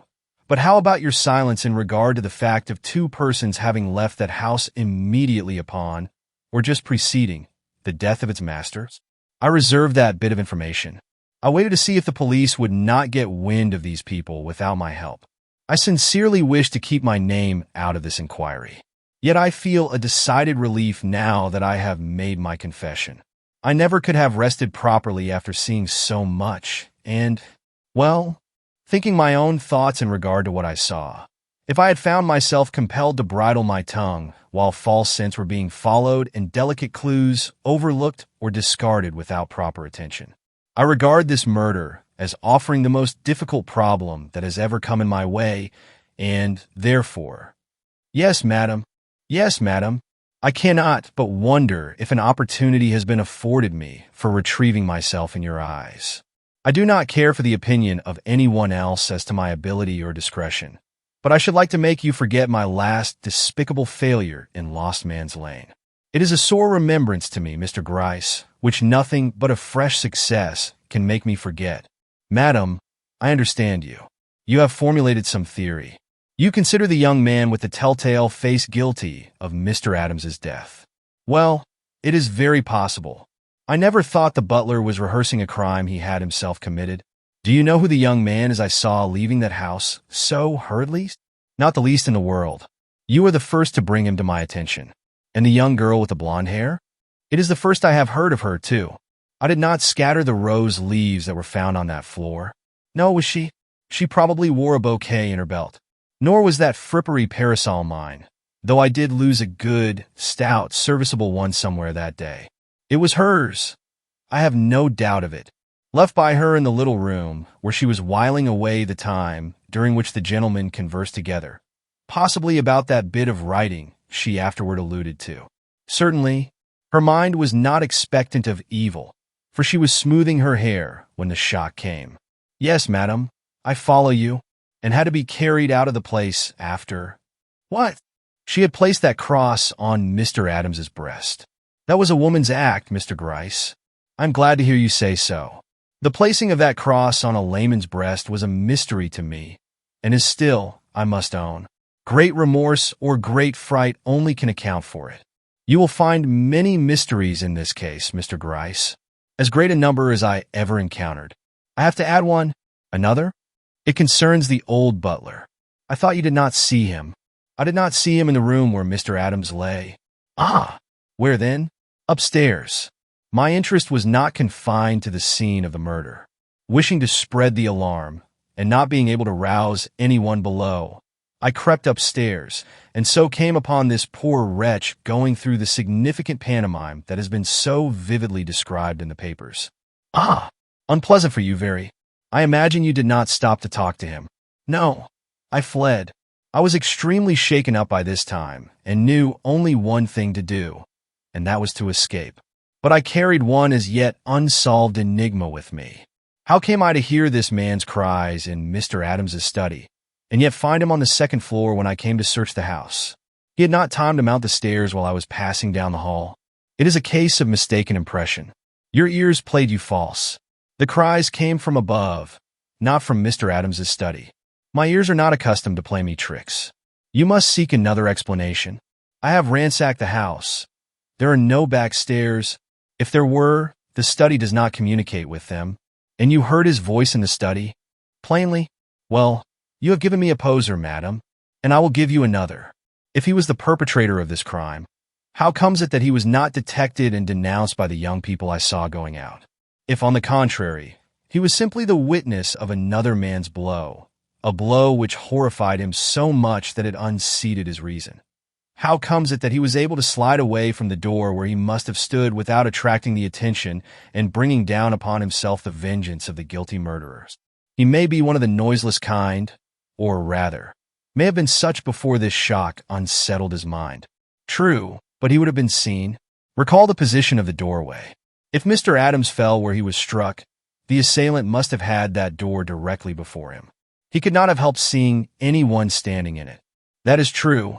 Your observations are quite correct. But those young people were in a disordered state of mind. The condition in which they issued from the house proves this. They probably did not trouble themselves about this man. Escape was all they sought. And, you see, they did escape, but you will find them. A man who can locate a woman in this great city of ours with no other clue than 5 spangles, dropped from her gown, will certainly make this parasol tell the name of its owner. Ah, madam, the credit of this feat is not due to me. It was the initial stroke of a young man I proposed to adopt into my home and heart, the same who brought you here tonight. Not much to look at, madam, but promising, very promising. But I doubt if even he can discover the young lady you mean with no other aid than is given by this parasol. New York is a big place, ma'am, a big place. Do you know how Sweetwater came to find you? Through your virtues, ma'am. Through your neat and methodical habits. Had you been of a careless turn of mind and not given to mending your dresses when you tore them, he might have worn his heart out in a vain search for the lady who had dropped the 5 spangles in Mr. Adams's study. Now luck, or rather, your own commendable habit, was in his favor this time. But in the prospective search you mentioned, he will probably have no such assistance. Nor will he need it. I have unbounded faith in your genius, which, after all, is back of the skillfulness of this new pupil of yours. You will discover by some means the lady with the dove-colored plumes, and through her the young gentleman who accompanied her. We shall at least put our energies to work in that direction. Sweetwater may have an idea, and I may have one. You? Yes. I indulged in but little sleep last night. That dreadful room with its unsolved mystery was ever before me. Thoughts would come. Possibilities would suggest themselves.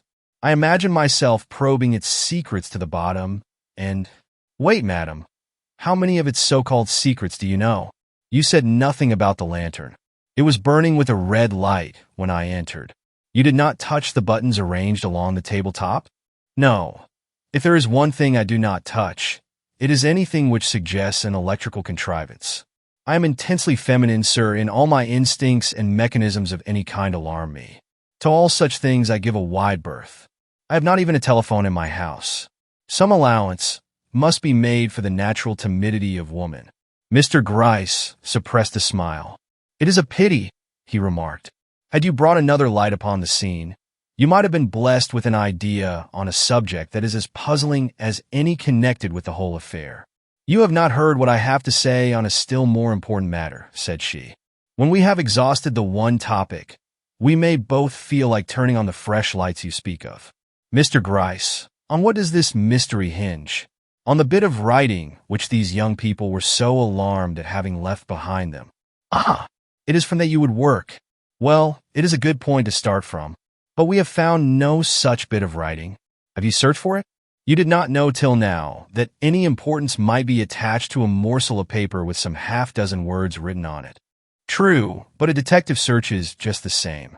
We ransacked that room as few rooms have been ransacked in years. Not for a known clue, but for an unknown one. It seemed necessary in the first place to learn who this man was. His papers were consequently examined, but they told nothing. If there had been a scrap of writing within view or in his desk, it was not on his person? You had his pockets searched, his clothes? A man who has died from violence is always searched, madam. I leave no stone unturned in a mysterious case like this. Miss Butterworth's face assumed an indefinable expression of satisfaction, which did not escape Mr. Gryce's eye, though that member was fixed, according to his old habit, on the miniature of her father, which she wore, in defiance of fashion, at her throat. I wonder, said she, in a musing tone, if I imagined or really saw on Mr. Adams's face a most extraordinary expression, something more than the surprise or anguish following a mortal blow. A look of determination, arguing some superhuman resolve taken at the moment of death. Or, can you read that face for me? Or did you fail to perceive aught of what I say? It would really be an aid to me at this moment to know. I noted that look. It was not a common one, but I cannot read it for you. I wonder if the young man you call Sweetwater can. I certainly think it has a decided bearing on this mystery. Such a fold to the lips, such a look of mingled grief. And what was that you said? Sweetwater has not been admitted to the room of death? Well, I shall have to make my own suggestion then. I shall have to part with an idea that may be totally valueless, but which has impressed me so that it must out, if I am to have any peace tonight. Mr. Gryce, allow me to whisper in your ear. Some things lose force when spoken aloud. And leaning forward, she breathed a short sentence into his ear, which made him start and regard her with an amazement which rapidly grew into admiration. Madam, he cried, rising up that he might the better honor her with one of his low bows, your idea, whether valueless or not, is one which is worthy of the acute lady who proffers it.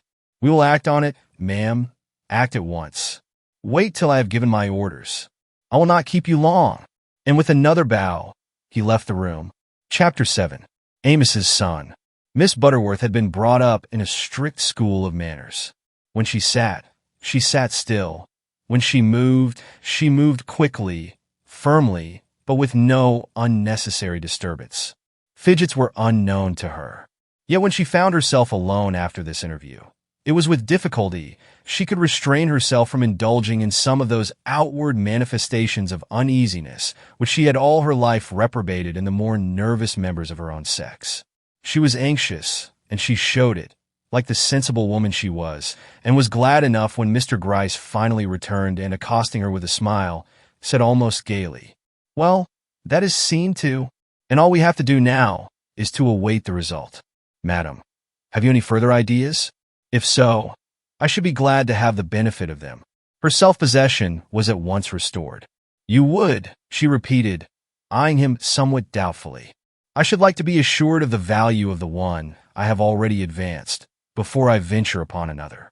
Let us enter into a conference instead. Compare notes. Tell, for instance, why neither of us look on Bardo as the guilty man. I thought we had exhausted that topic. Your suspicions were aroused by the young couple you saw leaving the house, while mine— well, madam, to you at least, I may admit that there is something in the mute's gestures and general manner which conveys to my mind the impression that he is engaged in rehearsing something he has seen, rather than something he has done, and as yet I have seen no reason for doubting the truth of this impression. I was affected in the same way, and would have been, even if I had not already had my suspicions turned in another direction. Besides, it is more natural for a man to be driven insane by another's act than by his own. Yes, if he loved the victim. And did not Bardo? He does not mourn Mr. Adams, but he is no longer master of his emotions. Very true, but if we take any of his actions as a clue to the situation, we must take all.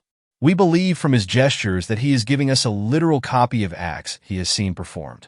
Then, why pass over the gleam of infernal joy that lights his face after the whole is over? It is as if he rejoiced over the deed, or at least found immeasurable satisfaction in it. Perhaps it is still a copy of what he saw. The murderer may have rejoiced. But no, there was no joy in the face of the young man I saw rushing away from this scene of violence. Quite the contrary. Mr. Gryce, we are in deep waters. I feel myself well-nigh submerged by them. Hold up your head, madam. Every flood has its ebb. If you allow yourself to go under, what will become of me? You are disposed to humor, Mr. Gryce. It is a good sign. You are never humorous when perplexed. Somewhere you must see daylight. Let us proceed with our argument. Illumination frequently comes from the most unexpected quarter. Very well. Then, let us put the old man's joy down as one of the mysteries to be explained later. Have you thought of him as a possible accomplice? Certainly, but this supposition is open to the same objection as that which made him the motive power in this murder.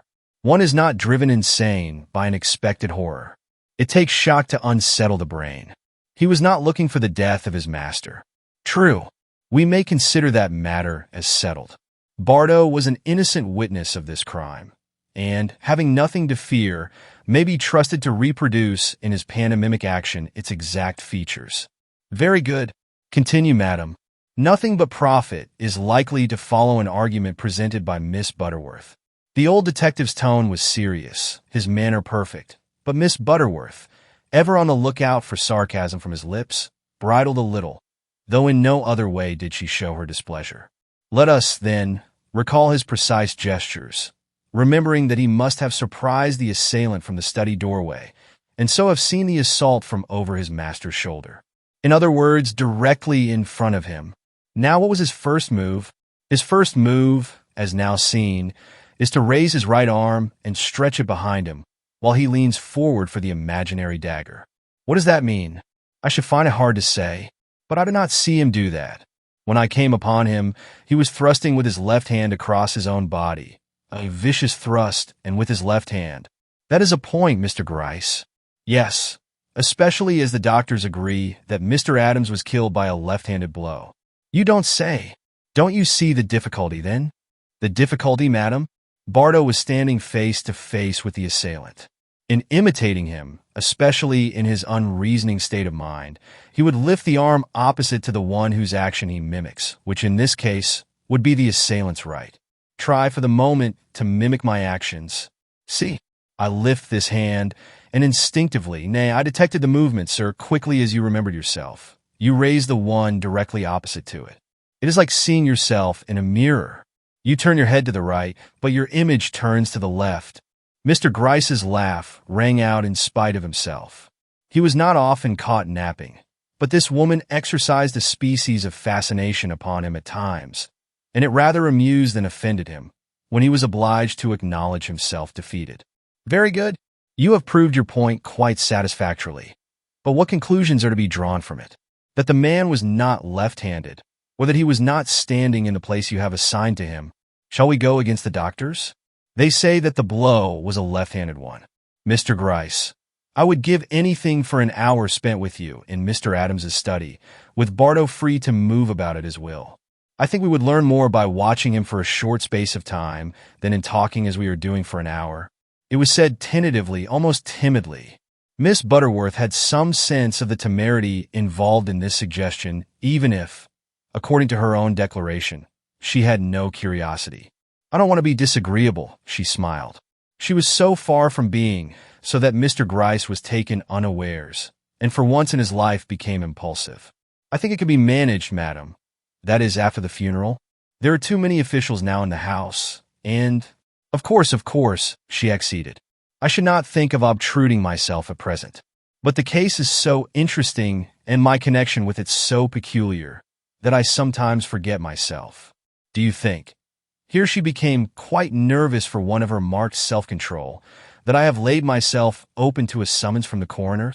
Mr. Gryce grew thoughtful, eyed the good lady, or rather her folded hands, with an air of some compassion, and finally replied, The facts regarding this affair come in so slowly that I doubt if the inquest is held for several days. Meanwhile, we may light on those two young people ourselves. If so, the coroner may overlook your share in bringing them to our notice. There was a sly emphasis on the word, and a subtle humor in his look that showed the old detective at his worst. But Miss Butterworth did not resent it. She was too full of a fresh confession she had to make. Ah, said she, if they had been the only persons I encountered there. But they were not.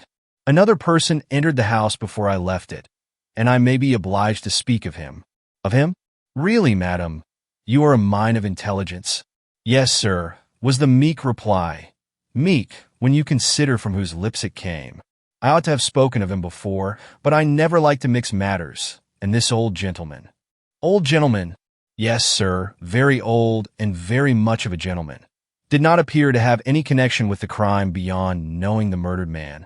Ah, but that's a big connection, ma'am. To find someone who knew Mr. Adams. Really, madam, patience has its limits, and I must press you to speak. Oh, I will speak. The time has come for it. Besides, I'm quite ready to discuss this new theme. It is very interesting. Suppose we begin, then, by a detailed account of your adventures in this house of death, dryly suggested the detective. Your full adventures, madam, with nothing left out. I appreciate the sarcasm, but nothing has been left out except what I am about to relate to you. It happened just as I was leaving the house. What did— I hate to ask you to be more explicit, but in the interests of justice. You were quite right. As I was going out, then, I encountered an elderly gentleman coming in. His hand had just touched the bell handle.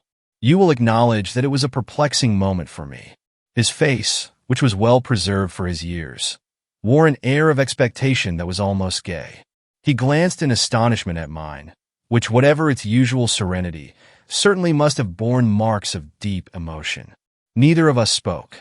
At last he inquired politely if he might enter, and said something about having an appointment with someone in the study, at which I stepped briskly enough aside, I assure you, for this might mean— What did you say? Did I close the door? I assuredly did. Was I to let the whole of— street into the horrors of this house at a moment when a poor old man— No, I didn't go out myself.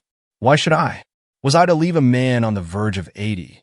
Excuse me, not every man of 80 is so hale and vigorous as yourself. To enter such a scene alone? Besides, I had not warned him of the condition of the only other living occupant of the house. Discreet very. Quite what was to be expected of you, Miss Butterworth.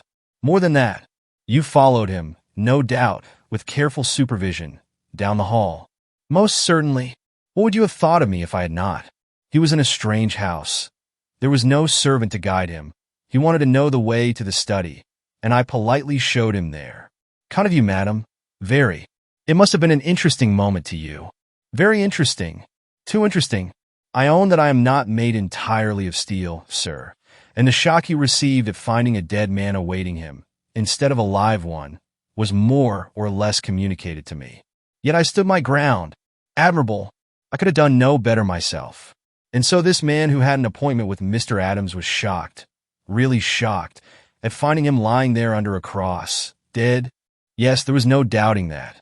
Shocked, surprised, terrified, and something more. It is that something more which has proved my perplexity. I cannot make it out, not even in thinking it over. Was it the fascination which all horrible sights exert on the morbid, or was it a sudden realization of some danger he had escaped, or of some difficulty yet awaiting him?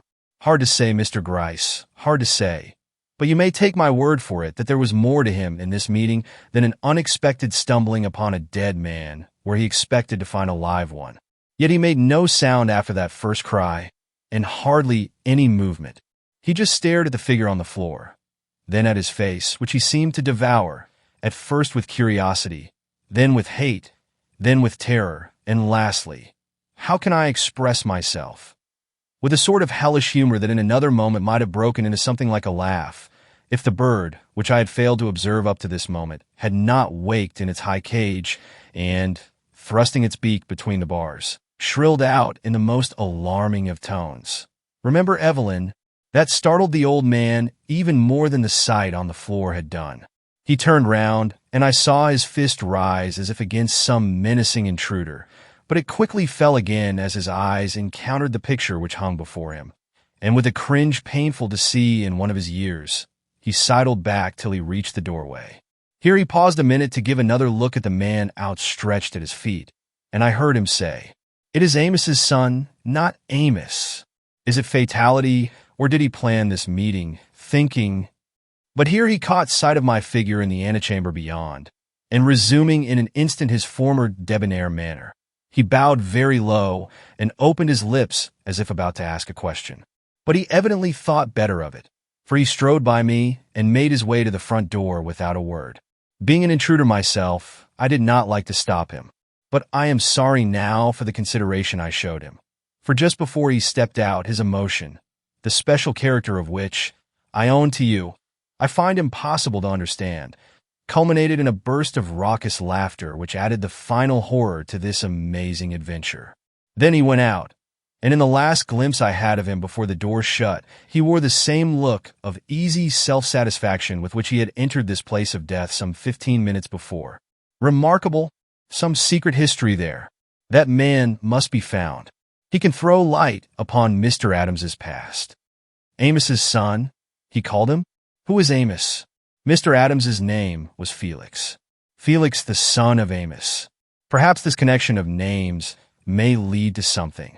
It is not a common one, and if given to the papers, may result in our receiving a clue to a mystery which seems impenetrable.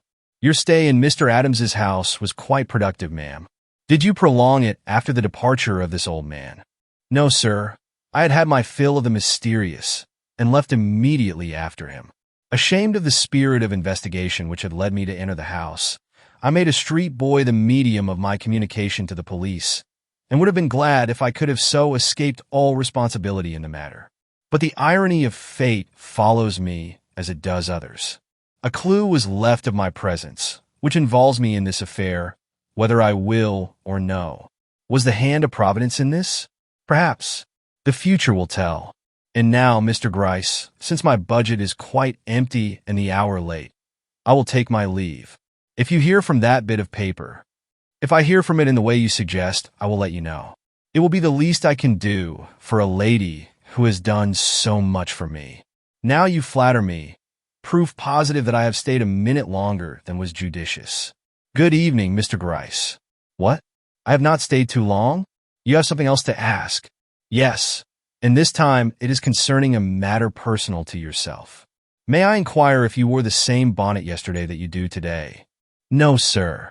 I know you have a good reason for this question, and so will not express my surprise. Yesterday, I was in reception costume, and my bonnet was a jet one, with long strings tied under the chin. No, sir, short strings. Long strings are no longer the fashion. But you wore something which fell from your neck? Yes, a boa. A feather boa. How came you to know it, sir? Did I leave my image in one of the mirrors? Hardly. If so, I should not have expected it to speak. You merely wrote the fact on the study tabletop. Or so I have dared to think. You were the young lady. Did she wear ribbons or streamers, too? That I cannot say. Her face was all I saw, and the skirt of a dove-colored silk dress. Then you must settle the question for me in this way. If on the tips of that boa of yours you find the faintest evidence of its having been dipped in blood, I shall know that the streaks found on the top of the table I speak of were evidences of your presence there. But if your boa is clean, or was not long enough to touch that dying man as you leaned over him, then we have proof that the young lady with the dove-colored plumes fingered that table also, instead of falling at once into the condition in which you saw her carried out. I fear that it is my boa which will tell the tale, another proof of the fallibility of man, or rather woman. In secret search for clues, I left behind me traces of my own presence. I really feel mortified, sir, and you have quite the advantage of me, and with this show of humility, which may not have been entirely sincere, this estimable lady took her departure. Did Mr. Gryce suffer from any qualms of conscience at having elicited so much and imparted so little? I doubt it. Mr. Gryce's conscience was quite seared in certain places. Chapter 8. In the round of the staircase. The next morning Mr. Gryce received a small communication from Miss Butterworth at, or near the very time she received one from him. Hers ran, "You are quite correct. So far as appears, I was the only person to lean over Mr. Adams's study table after his unfortunate death. I have had to clip the ends of my boa." His was equally laconic. "My compliments, madam. Mr. Adams's jaws have been forced apart." A small piece of paper was found clenched between his teeth. This paper has been recovered and will be read at the inquest. Perhaps a few favored persons may be granted the opportunity of reading it before then, notably yourself. Of the two letters, the latter naturally occasioned the greater excitement in the recipient. The complacency of Miss Butterworth was superb, and being the result of something that could not be communicated to those about her, occasioned in the household much speculation as to its cause. At police headquarters, more than one man was kept busy listening to the idle tales of a crowd of would-be informers. The results, which had failed to follow the first day's publication of the crime, came rapidly in during the second. There were innumerable persons of all ages and conditions who were ready to tell how they had seen this and that one issue from Mr. Adams's house on the afternoon of his death, but when asked to give a description of these persons, lost themselves in generalities as tedious as they were unprofitable. One garrulous old woman had observed a lady of genteel appearance open the door to an elderly gentleman in a greatcoat, and a fashionably dressed young woman came in all breathless to relate how a young man with a very pale young lady on his arm ran against her as she was going by this house at the very hour Mr. Adams was said to have been murdered. She could not be sure of knowing the young man again, and could not say if the young lady was blonde or brunette, only that she was awfully pale and had a beautiful gray feather in her hat. Others were ready with similar stories, which confirmed, without adding to, the facts already known, and night came on without much progress having been made toward the unraveling of this formidable mystery. On the next day, Mr. Adams's funeral took place. No relatives or intimate friends having come forward, his landlord attended to these rites, and his banker acted the part of chief mourner. As his body was carried out of the house, a half-dozen detectives mingled with the crowd blocking the thoroughfare in front, but nothing came of their surveillance here or the cemetery to which the remains were speedily carried. The problem which had been presented to the police had to be worked out from such material as had already come to hand, and in forcible recognition of this fact, Mr. Gryce excused himself one evening at headquarters and proceeded quite alone and on foot to the dark and apparently closed house in which the tragedy had occurred. He entered with a key, and once inside, proceeded to light up the whole house.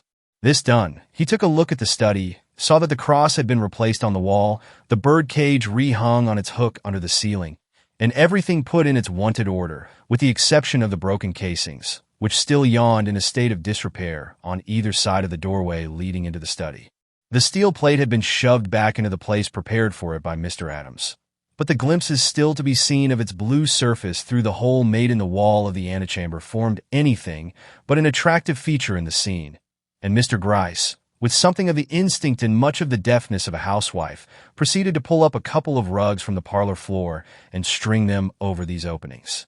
Then he consulted his watch, and finding that it was within an hour of 9 o'clock, took up his stand behind the curtains of the parlor window. Soon, for the person expected was as prompt as himself, he saw a carriage stop and a lady alight, and he hastened to the front door to receive her. It was Miss Butterworth. "Madam, your punctuality is equal to my own," said he. "Have you ordered your coachman to drive away?" "Only as far as the corner," she returned, as she followed him down the hall. "There he will await the call of your whistle. Nothing could be better.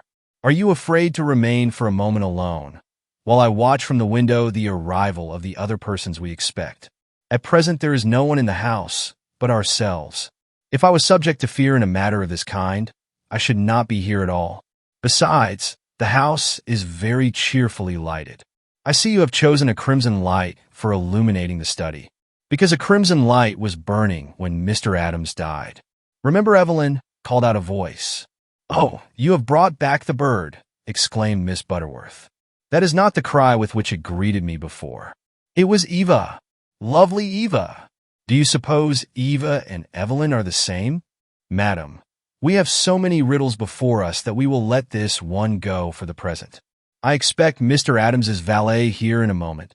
Sir, you relieve me of an immense weight. I was afraid that the privilege of being present at the test you proposed to make was not to be accorded me. Miss Butterworth, you have earned a seat at this experiment. Bardo has been given a key, and will enter as of old in entire freedom to do as he wills. We have simply to watch his movements. In this room, sir? I do not think I shall like that. I had rather not meet this madman face to face. You will not be called upon to do so. We do not wish him to be startled by encountering any watchful eye. Irresponsible as he is, he must be allowed to move about without anything to distract his attention. Nothing must stand in the way of his following those impulses which may yield us a clue to his habits and the ways of this peculiar household. I propose to place you where the chances are least in favor of your being seen by him. In this parlor, madam, which we have every reason to believe was seldom opened during Mr. Adams's lifetime.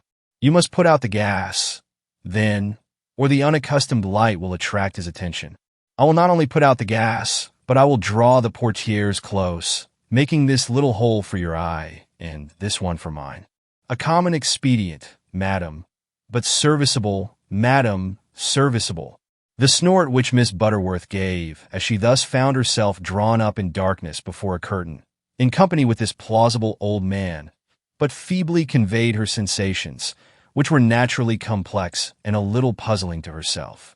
Had she been the possessor of a lively curiosity, but we know from her own lips that she was not, she might have found some enjoyment in the situation. But being where she was solely from a sense of duty, she probably blushed behind her screen at the position in which she found herself, in the cause of truth and justice, or would have done so if the opening of the front door at that moment had not told her that the critical moment had arrived and that the deaf and dumb valet had just been introduced into the house. The faintest hush from Mr. Gryce warned her that her surmise was correct, and, bending her every energy to listen, she watched for the expected appearance of this man in the antechamber of Mr. Adams's former study.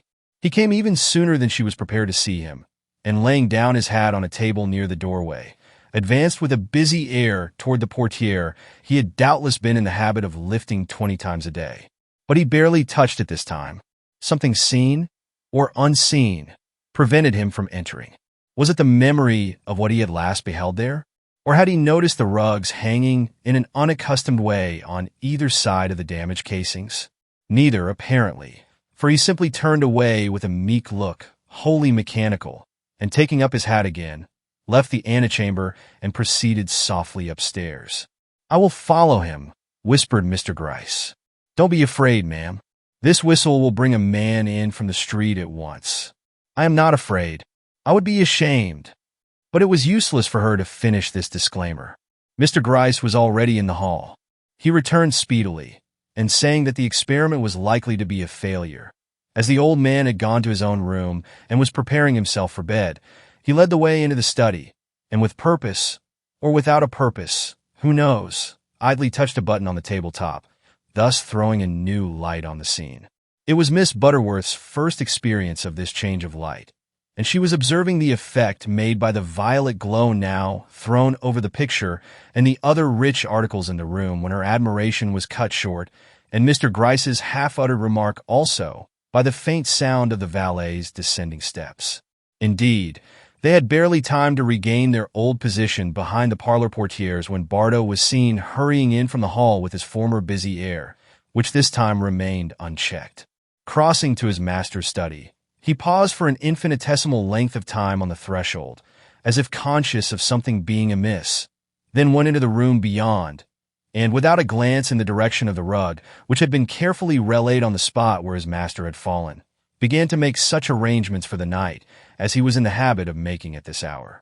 He brought a bottle of wine from the cupboard and set it on the table, and then a glass, which he first wiped scrupulously clean. Then he took out his master's dressing gown and slippers, and, placing them to hand, went into the bedroom.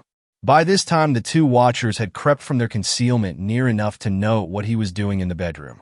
He was stooping over the comb which Mr. Gryce had left lying on the floor. This small object in such a place seemed to surprise him. He took it up, shook his head, and put it back on the dresser. Then he turned down his master's bed. "Poor fool," murmured Miss Butterworth as she and her companion crept back to their old place behind the parlor curtains. "He has forgotten everything but his old routine duties. We shall get nothing from this man." But she stopped suddenly. They both stopped. Bardo was in the middle of the study, with his eyes fixed on his master's empty chair in an inquiring way that spoke volumes.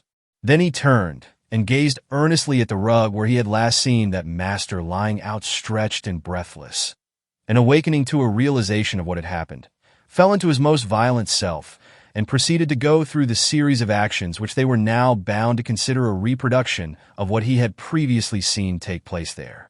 Then he went softly out and crept away upstairs. Mr. Gryce and Miss Butterworth stepped at once into the light and surveyed each other with a look of marked discouragement. Then the latter, with a sudden gleam of enthusiasm, cried quickly, "Turn on another color, and let us see what will happen. I have an idea it will fetch the old man down again." Mr. Gryce's brows went up. "Do you think he can see through the floor?" But he touched a button, and a rich blue took the place of the violet. Nothing happened. Miss Butterworth looked disturbed. "I have confidence in your theories," began Mr. Gryce, "but when they imply the possibility of this man seeing through blank walls and obeying signals which can have no signification to anyone on the floor above." "Hark!" she cried, holding up one finger with a triumphant air. The old man's steps could be heard descending. This time he approached with considerable feebleness, passed slowly into the study, advanced to the table, and reached out his hands as if to lift something which he expected to find there. Seeing nothing, he glanced in astonishment up at the bookshelves and then back to the table, shook his head, and suddenly collapsing, sank in a doze on the nearest chair. Miss Butterworth drew a long breath, eyed Mr. Gryce with some curiosity, and then triumphantly exclaimed, "Can you read the meaning of all that?" "I think I can. Don't you see that he came expecting to find a pile of books on the table, which it was probably his business to restore to their shelves? But how can he know what light is burning here? You can see for yourself that there is no possible communication between this room and the one in which he has always been found by anyone going above." Miss Butterworth's manner showed a hesitation that was almost naive. She smiled, and there was apology in her smile, though none in her voice, as she remarked with odd breaks, "When I went upstairs, I went upstairs when I was here before, I saw a little thing, a very little thing, which you doubtless observe yourself, and which may explain, though I do not know how, why Bardo can perceive these lights from the floor above. I shall be very glad to hear about it, madam. I thought I had thoroughly searched those rooms. And the halls? And the halls, and that nothing in them could have escaped my eyes. But if you have a more patient vision than myself, or make it my business to look lower." "How?" "To look lower. To look on the floor, say." "On the floor?" "The floor sometimes reveals much, shows where a person steps the oftenest, and therefore where he has the most business. You must have noticed how marred the woodwork is at the edge of the carpeting on that little landing above. In the round of the staircase? Yes. Mr. Gryce did not think it worth his while to answer. Perhaps he had not time. For leaving the valet where he was, and Miss Butterworth where she was, only she would not be left, but followed him. He made his way upstairs, and paused at the place she had mentioned, with a curious look at the floor. "You see, it has been much trodden here," she said, at which gentle reminder of her presence he gave a start. Possibly he had not heard her behind him, and after 60 years of hard service, even a detective may be excused a slight nervousness. Now, why should it be trodden here? There is no apparent reason why anyone should shuffle to and fro in this corner. The stair is wide, especially here, and there is no window. Mr. Gryce, whose eye had been traveling over the wall, reached over her shoulder to one of the dozen pictures hanging at intervals from the bottom to the top of the staircase, and pulling it away from the wall, on which it hung decidedly askew, revealed a round opening through which poured a ray of blue light, which could only proceed from the vault of the adjoining study. "No window," he repeated. "No, but an opening into the study wall, which answers the same purpose. Miss Butterworth, your eye is to be trusted every time. I only wonder you did not pull this picture aside yourself. It was not hanging crooked then. Besides, I was in a hurry. I had just come from my encounter with this demented man. I had noticed the marks on the landing and the worn edges of the carpet on my way upstairs. I was in no condition to observe them on my way down.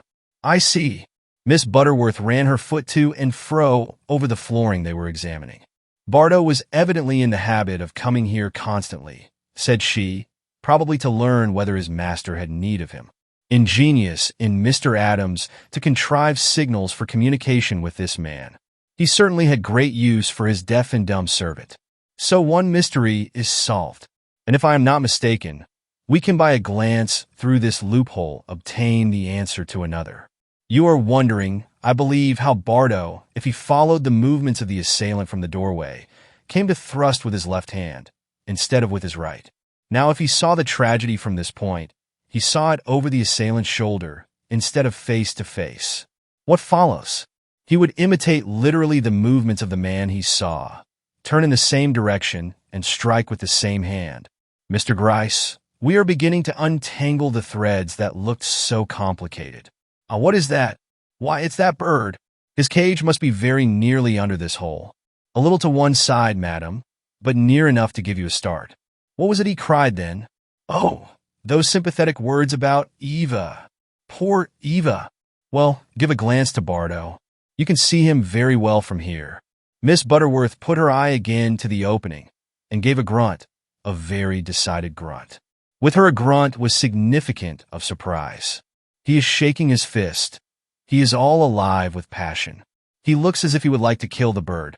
Perhaps that is why the creature was strung up so high. You may be sure Mr. Adams had some basis for his idiosyncrasies. I begin to think so. I don't know that I care to go back where that man is. He has a very murderous look and a very feeble arm, Miss Butterworth. You are safe under my protection. My arm is not feeble. Chapter 9. High and Low. At the foot of the stairs, Mr. Gryce excused himself, and calling in 2 or 3 men whom he had left outside, had the valet removed before taking Miss Butterworth back into the study. When all was quiet again, and they found an opportunity to speak, Mr. Gryce remarked, "One very important thing has been settled by the experiment we have just made. Bardo is acquitted of participation in this crime. Then we can give our full attention to the young people. You have heard nothing from them, I suppose?" "No." "Nor from the old man who laughed?" "No." Miss Butterworth looked disappointed. "I thought, it seemed very probable, that the scrap of writing you found would inform you who these were.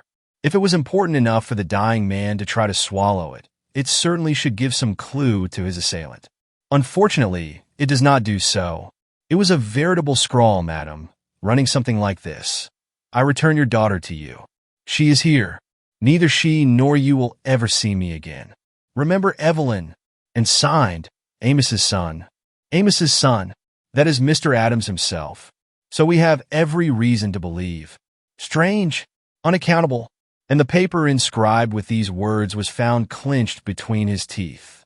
Was the handwriting recognized? Yes, as his own. if we can judge from the specimens we have seen of his signature on the fly-leaves of his books.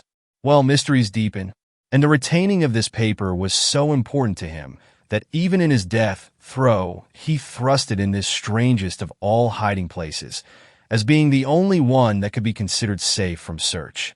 And the girl, her first words on coming to herself were, "You have left that line of writing behind." Mr. Gryce, those words, few and inexplicable as they are, contain the key to the whole situation. Will you repeat them again, if you please, sentence by sentence? With pleasure, madam. I have said them often enough to myself. First, then, I return your daughter to you. So, Mr. Adams had someone's daughter in charge whom he returns. Whose daughter? Not that young man's daughter, certainly, for that would necessitate her being a small child. Besides, if these words had been meant for his assailant, why make so remarkable an effort to hide them from him? Very true. I have said the same thing to myself. Yet if not for him, for whom then? For the old gentleman who came in later? It is possible. Since hearing of him, I have allowed myself to regard this as among the possibilities, especially as the next words of this strange communication are, "She is here." Now, the only woman who was there a few minutes previous to this old gentleman's visit was the light-haired girl whom you saw carried out. Very true. But why do you reason as if this paper had just been written? It might have been an old scrap, referring to past sorrows or secrets. These words were written that afternoon. The paper on which they were scrawled was torn from a sheet of letter paper lying on the desk, and the pen with which they were inscribed. You must have noticed where it lay, quite out of its natural place on the extreme edge of the table. Certainly, sir, but I had little idea of the significance we might come to attach to it. These words are connected, then, with the girl I saw, and she is not Evelyn, or he would not have repeated in this note the bird's catchword. Remember Evelyn. I wonder if she is Evelyn, proceeded Miss Butterworth, pointing to the one large picture which adorned the wall. We may call her so, for the nonce. So melancholy a face may well suggest some painful family secret. But how explain the violent part played by the young man, who is not mentioned in these abrupt and hastily penned sentences? It is all a mystery, madam, a mystery which we are wasting time to attempt to solve. Yet I hate to give it up without an effort. Those words now. There were some other words you have not repeated to me. They came before that injunction. Remember Evelyn. They bespoke a resolve. Neither she nor you will ever see me again. Ah! But these few words are very significant, Mr. Gryce. Could he have dealt that blow himself? May he have been a suicide after all? Madam, you have the right to inquire. But from Bardot's pantomime, you must have perceived it is not a self-inflicted blow he mimics, but a maddened thrust from an outraged hand. Let us keep to our first conclusions. Only, to be fair to every possibility, the condition of Mr. Adams's affairs and the absence of all family papers and such documents as may usually be found in a wealthy man's desk prove that he had made some preparation for possible death. It may have come sooner than he expected and in another way, but it was a thought he had indulged in, and, madam, I have a confession to make also. I have not been quite fair to my most valued colleague. The study, that most remarkable of rooms, contains a secret which has not been imparted to you, a very peculiar one, madam, which was revealed to me in a rather startling manner. This room can be, or rather could be, cut off entirely from the rest of the house, made a death trap of, or rather a tomb, in which this incomprehensible man may have intended to die. Look at this plate of steel. It is worked by a mechanism which forces it across this open doorway. I was behind that plate of steel the other night, and these holes had to be made to let me out? Huh! You detectives have your experiences. I should not have enjoyed spending that especial evening with you. But what an old-world tragedy we are unearthing here, I declare. And the good lady actually rubbed her eyes. I feel as if transported back to medieval days. Who says we are living in New York within sound of the cable car and the singing of the telegraph wire? Some men are perfectly capable of bringing the medieval into Wall Street. I think Mr. Adams was one of those men. Romanticism tinged all his acts, even the death he died. Nor did it cease with his death. It followed him to the tomb. Witness the cross we found lying on his bosom. That was the act of another's hand, the result of another superstition that shows the presence of a priest or a woman at the moment he died. Yet, proceeded Mr. Gryce, with a somewhat wondering air, he must have had a grain of hard sense in his makeup. All his contrivances worked. He was a mechanical genius, as well as a lover of mystery. An odd combination. Strange that we do not feel his spirit infecting the very air of this study. I could almost wish it did. We might then be led to grasp the key to this mystery. That, remarked Mr. Gryce, can be done in only one way. You have already pointed it out. We must trace the young couple who were present at his death struggle. If they cannot be found, the case is hopeless. And so, said she, we come around to the point from which we started, proof positive that we are lost in the woods. And Miss Butterworth rose. She felt that for the time being she, at least, had come to the end of her resources. Mr. Gryce did not seek to detain her. Indeed, he appeared to be anxious to leave the place himself. They, however, stopped long enough to cast one final look around them. As they did so, Miss Butterworth's fingers slowly rose. See, said she, you can hardly perceive from this side of the wall the opening made by the removal of that picture on the stair landing. Wouldn't you say that it was in the midst of those folds of dark-colored tapestry up there? Yes, I had already located that spot as the one. With the picture hung up on the other side, it would be quite invisible. One needs to keep one's eyes moving in a case like this. That picture must have been drawn aside several times while we were in this room. Yet we failed to notice it. That was from not looking high enough. High and low, Mr. Gryce. What goes on at the level of the eye is apparent to everyone. The smile with which he acknowledged this parting shot and prepared to escort her to the door had less of irony than sadness in it. Was he beginning to realize that years tell even on the most sagacious, and that neither high places nor low would have escaped his attention a dozen years before? Chapter 10. Bride Roses. A blonde, you say, sir? Yes, Sweetwater. Not of the usual type, but one of those frail, ethereal creatures whom we find it so hard to associate with crime. He, on the contrary, according to Miss Butterworth's description, and her descriptions may be relied upon, is one of those gentlemanly athletes whose towering heads and powerful figures attract universal attention. Seen together, you would be apt to know them. But what reason have we for thinking they will be found together? How were they dressed? Like people of fashion and respectability. He wore a brown check suit apparently fresh from the tailor. She, a dove-colored dress with white trimmings. The parasol shows the color of her hat and plumes. Both were young, and still, according to Miss Butterworth, of sensitive temperament and unused to crime. For she was in a fainting condition when carried from the house, and he, with every inducement to self-restraint, showed himself the victim of such powerful emotion that he would have been immediately surrounded and questioned if he had not set his burden down in the vestibule and at once plunged with the girl into the passing crowd. Do you think you can find them, Sweetwater? Have you no clues to their identity beyond his parasols? None, Sweetwater. If you accept these few faded rose leaves picked up from the floor of Mr. Adams's study. Then you have given me a problem, Mr. Gryce, remarked the young detective dubiously, as he eyed the parasol held out to him and let the rose leaves drop carelessly through his fingers. Somehow I do not feel the same assurances of success that I did before. Perhaps I more fully realize the difficulties of any such quest, now that I see how much rests upon chance in these matters. If Miss Butterworth had not been a precise woman, I should have failed in my former attempt, as I am likely to fail in this one. But I will make another effort to locate the owner of this parasol, if only to learn my business by failure.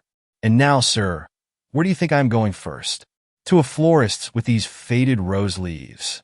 Just because every other young fellow on the force would make a start from the parasol, I'm going to try and effect one from these rose leaves.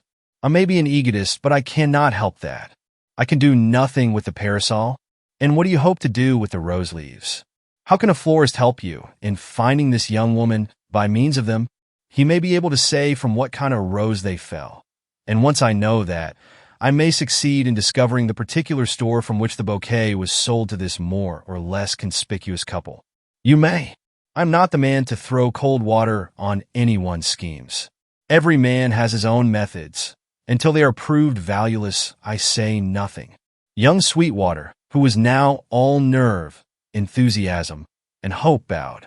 He was satisfied to be allowed to work in his own way. "I may be back in an hour, and you may not see me for a week," he remarked on leaving. "Luck to your search," was the short reply. This ended the interview. In a few minutes more, Sweetwater was off. The hour passed. He did not come back. The day, and still no Sweetwater. Another day went by, enlivened only by an interchange of notes between Mr. Gryce and Miss Butterworth. Hers was read by the old detective with a smile. Perhaps because it was so terse, perhaps because it was so characteristic. "Dear Mr. Gryce, I do not presume to dictate or even to offer a suggestion to the New York police. But have you inquired of the postman in a certain district whether he can recall the postmark on any of the letters he delivered to Mr. Adams? A.B. His, on the contrary, was perused with a frown by his exacting colleague in Gramercy Park. The reason is obvious. Dear Miss Butterworth, suggestions are always in order, and even dictation can be endured from you. The postman delivers too many letters on that block to concern himself with postmarks. Sorry to close another thoroughfare. E.G. Meanwhile, the anxiety of both was great, that of Mr. Gryce excessive. He was consequently much relieved when, on the third morning, he found Sweetwater awaiting him at the office, with a satisfied smile lighting up his plain features. He had reserved his story for his special patron, and as soon as they were closeted together, he turned with beaming eyes toward the old detective, crying, "News, sir, good news! I have found them. I have found them both, and by such a happy stroke." It was a blind trail, but when the floor said that those petals might have fallen from a bride rose. "Well, sir, I know that any woman can carry bride roses, but when I remembered that the clothes of her companion looked as though they had just come from the tailor's, and that she wore gray and white, why, it gave me an idea, and I began my search after this unknown pair at the Bureau of Vital Statistics." "Brilliant!" ejaculated the old detective. "That is, if the thing worked." "And it did, sir, it did. I may have been born under a lucky star, probably was, but once started on this line of search, I went straight to the end. Shall I tell you how? Hunting through the list of such persons as had been married within the city limits during the last 2 weeks, I came upon the name of one Eva Poindexter. Eva! That was a name well known in the house on Street. I decided to follow up this Eva. A wise conclusion. And how did you set about it? Why, I went directly to the clergyman who had performed the ceremony. He was a kind and affable dominie, sir, and I had no trouble in talking to him. And you described the bride? No. I led the conversation so that he described her. Good. And what kind of a woman did he make her out to be? Delicate? Pale? Sir, he had not read the service for so lovely a bride in years. Very slight, almost fragile, but beautiful, and with a delicate bloom which showed her to be in better health than one would judge from her dainty figure. It was a private wedding, sir, celebrated in a hotel parlor, but her father was with her. Her father? Mr. Gryce's theory received its first shock. Then the old man who had laughed on leaving Mr. Adams's house was not the father to whom those few lines in Mr. Adams's handwriting were addressed. Or this young woman was not the person referred to in those lines. "Is there anything wrong about that?" inquired Sweetwater. Mr. Gryce became impassive again. "No, I had not expected his attendance at the wedding. That is all. Sorry, sir, but there is no doubt about his having been there. The bridegroom." "Yes, tell me about the bridegroom." "Was the very man you described to me as leaving Mr. Adams's house with her. Tall, finely developed, with a grand air and gentlemanly manners. Even his clothes correspond with what you told me to expect. A checked suit, brown in color, and of the latest cut." "Oh, he is the man." Mr. Gryce, with a suddenly developed interest in the lid of his inkstand, recalled the lines which Mr. Adams had written immediately before his death, and found himself wholly at sea. How reconcile facts so diametrically opposed? What allusion could there be in these lines to the new-made bride of another man? They read, rather, as if she were his own bride, as witness, "I return your daughter to you. She is here. Neither she nor you will ever see me again. Remember Evelyn, Amos's son. There must be something wrong." Sweetwater must have been led astray by a series of extraordinary coincidences. Dropping the lid of the inkstand in a way to make the young man smile, he looked up. "I'm afraid it's been a fool chase, Sweetwater. The facts you relate in regard to this couple, the fact of their having been married at all, tallies so little with what we have been led to expect from certain other evidences which have come in. Pardon me, sir, but will you hear me out? At the Imperial, where they were married, I learned that the father and daughter had registered as coming from a small place in Pennsylvania, but I could learn nothing in regard to the bridegroom. He had not appeared on the scene till the time for the ceremony, and after the marriage was seen, to take his bride away in one carriage while the old gentleman departed in another. The latter concerned me little. It was the young couple I had been detailed to find. Employing the usual means of search, I tracked them to the Waldorf, where I learned what makes it certain that I have been following the right couple. On the afternoon of the very day of Mr. Adams's death, this young husband and wife left the hotel on foot and did not come back. Their clothes, which had all been left behind, were taken away 2 days later by an elderly gentleman who said he was her father and whose appearance coincides with that of the person registering as such at the Imperial. All of which looks favorable to my theory, does it not? Especially when you remember that the bridegroom's name, you have not told it, is Adams, Thomas Adams, same family as the murdered man, you see. At least he has the same name. Mr. Gryce surveyed the young man with admiration, but was not yet disposed to yield him entire credence. Humph! I do not wonder you thought it worth your while to follow up the pair, if one of them is named Adams and the other Eva. But, Sweetwater, the longer you serve on the force, the more you will learn that coincidences as strange and unexpected as these do occur at times, and must be taken into account in the elucidation of a difficult problem. Much as I may regret to throw cold water on your hopes, there are reasons for believing that the young man and woman whom we are seeking are not the ones you have busied yourself about for the last 2 days. Certain facts which have come to light would seem to show that if she had a husband at all, his name would not be Thomas Adams, but Felix. And as the facts I have to bring forward are most direct and unimpeachable, I fear you will have to start again, and on a new tack. But Sweetwater remained unshaken, and eyed his superior with a vague smile playing about his lips. You have not asked me, sir, where I have spent all the time which has elapsed since I saw you last. The investigations I have mentioned did not absorb more than a day. Very true. Where have you been, Sweetwater? To Montgomery, sir. To that small town in Pennsylvania from which Mr. Poindexter and his daughter registered. Ah, I see. And what did you learn there? Something directly to the point? I learned this, that John Poindexter, father of Eva, had for a friend in early life one Amos Cadwallader. Amos, repeated Mr. Gryce, with an odd look. Yes, and that this Amos had a son, Felix. Ah, you see, sir, we must be on the right track. Coincidences cannot extend through half a dozen names. You are right. It is I who have made a mistake in drawing my conclusions too readily. Let us hear about this Amos. You gathered something of his history, no doubt. All that was possible, sir. It is closely woven in with that of Poindexter, and presents one feature which may occasion you no surprise, but which, I own, came near nonplussing me. Though the father of Felix, his name was not Adams. I say was not, for he has been dead 6 months. It was Cadwallader, and Felix went by the name of Cadwallader, too, in the early days of which I have to tell, he and a sister whose name, well, was Evelyn. Sweetwater, you are an admirable fellow. So the mystery is ours. The history, not the mystery, that still holds. Shall I relate what I know of those two families? At once. I am as anxious as if I were again 23 and had been in your shoes instead of my own for the last 3 days. Very well, sir. John Poindexter and Amos Cadwallader were, in their early life, bosom friends. They had come from Scotland together and settled in Montgomery in the 30s. Both married there, but John Poindexter was a prosperous man from the first, while Cadwallader had little ability to support a family and was on the verge of bankruptcy when the War of the Rebellion broke out and he enlisted as a soldier. Poindexter remained at home, caring for his own family and for the 2 children of Cadwallader, whom he took into his own house.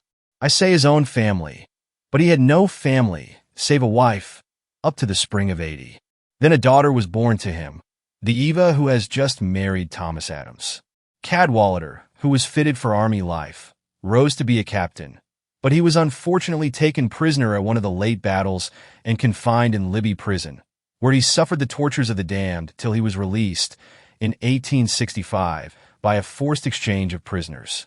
Broken, old, and crushed, he returned home, and no one living in the town at that time will ever forget the day he alighted from the cars and took his way up the main street. For not having been fortunate enough, or unfortunate enough, perhaps, to receive any communication from home, he advanced with a cheerful haste, not knowing that his only daughter then lay dead in his friend's house, and that it was for her funeral that the people were collecting in the green square at the end of the street. He was so pale, broken, and decrepit that few knew him. But there was one old neighbor who recognized him and was kind enough to lead him into a quiet place, and there tell him that he had arrived just too late to see his darling daughter alive. The shock, instead of prostrating the old soldier, seemed to nerve him afresh and put new vigor into his limbs. He proceeded, almost on a run, to Poindexter's house, and arrived just as the funeral cortege was issuing from the door. And now happened a strange thing. The young girl had been laid on an open bier, and was being carried by 6 sturdy lads to her last resting place. As the father's eye fell on her young body under its black pall, a cry of mortal anguish escaped him, and he sank on his knees right in the line of the procession. At the same minute another cry went up, this time from behind the bier, and John Poindexter could be seen reeling at the side of Felix Cadwallader, who alone of all present, though he was the youngest and the least, seemed to retain his self-possession at this painful moment.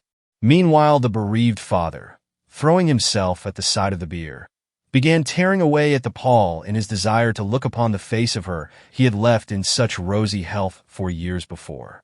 But he was stopped, not by Poindexter, who had vanished from the scene, but by Felix, the cold, severe-looking boy who stood like a guard behind his sister. Reaching out a hand so white it was in itself a shock, he laid it in a certain prohibitory way on the pall, as if saying no. And when his father would have continued the struggle, it was Felix who controlled him and gradually drew him into the place at his own side, where a minute before the imposing figure of Poindexter had stood, after which the bearers took up their burden again and moved on. But the dramatic scene was not over. As they neared the churchyard, another procession, similar in appearance to their own, issued from an adjoining street, and Evelyn's young lover, who had died almost simultaneously with herself, was brought in and laid at her side. But not in the same grave. This was noticed by all, though most eyes and hearts were fixed upon Cadwallader, who had escaped his loathsome prison and returned to the place of his affections for this. Whether he grasped then and there the full meaning of this double burial, young Kissam had shot himself upon hearing of Evelyn's death, or whether all explanations were deferred till he and Felix walked away together from the grave, has never transpired. From that minute till they both left town on the following day, no one had any word with him, save Poindexter, whom he went once to see, and young Kissam's mother, who came once to see him. Like a phantom, he had risen upon the sight of the good people of Montgomery, and like a phantom he disappeared, never to be seen by any of them again, unless, as many doubt, the story is true which was told some 20 years ago by one of the little village lads. He says it was 6 years after the tragic scene I have just related, that one evening as he was hurrying by the churchyard, in great anxiety to reach home before it was too dark, he came upon the figure of a man standing beside a grave, with a little child in his arms. This man was tall, long-bearded, and terrifying. His attitude, as the lad describes it, was one of defiance, if not of cursing. High in his right hand he held the child, almost as if he would hurl him at the village which lies under the hill on which the churchyard is perched. And though the moment passed quickly, the boy, now a man, never has forgotten the picture thus presented or admitted that it was anything but a real one. As the description he gave of this man answered to the appearance of Amos Cadwallader, and as the shoe of a little child was found next morning on the grave of Cadwallader's daughter, Evelyn, it has been thought by many that the boy really beheld this old soldier, who for some mysterious reason had chosen nightfall for this fleeting visit to his daughter's resting place. But to others it was only a freak of the lad's imagination, which had been much influenced by the reading of romances. For, as these latter reasoned, had it really been Cadwallader, why did he not show himself at John Poindexter's house? That old friend who now had a little daughter and no wife, and who could have made him so comfortable? Among these was Poindexter himself. Though some thought he looked oddly while making this remark, as if he spoke more from custom than from the heart. Indeed, since the unfortunate death of Evelyn in his house, he had never shown the same interest in the Cadwalladers.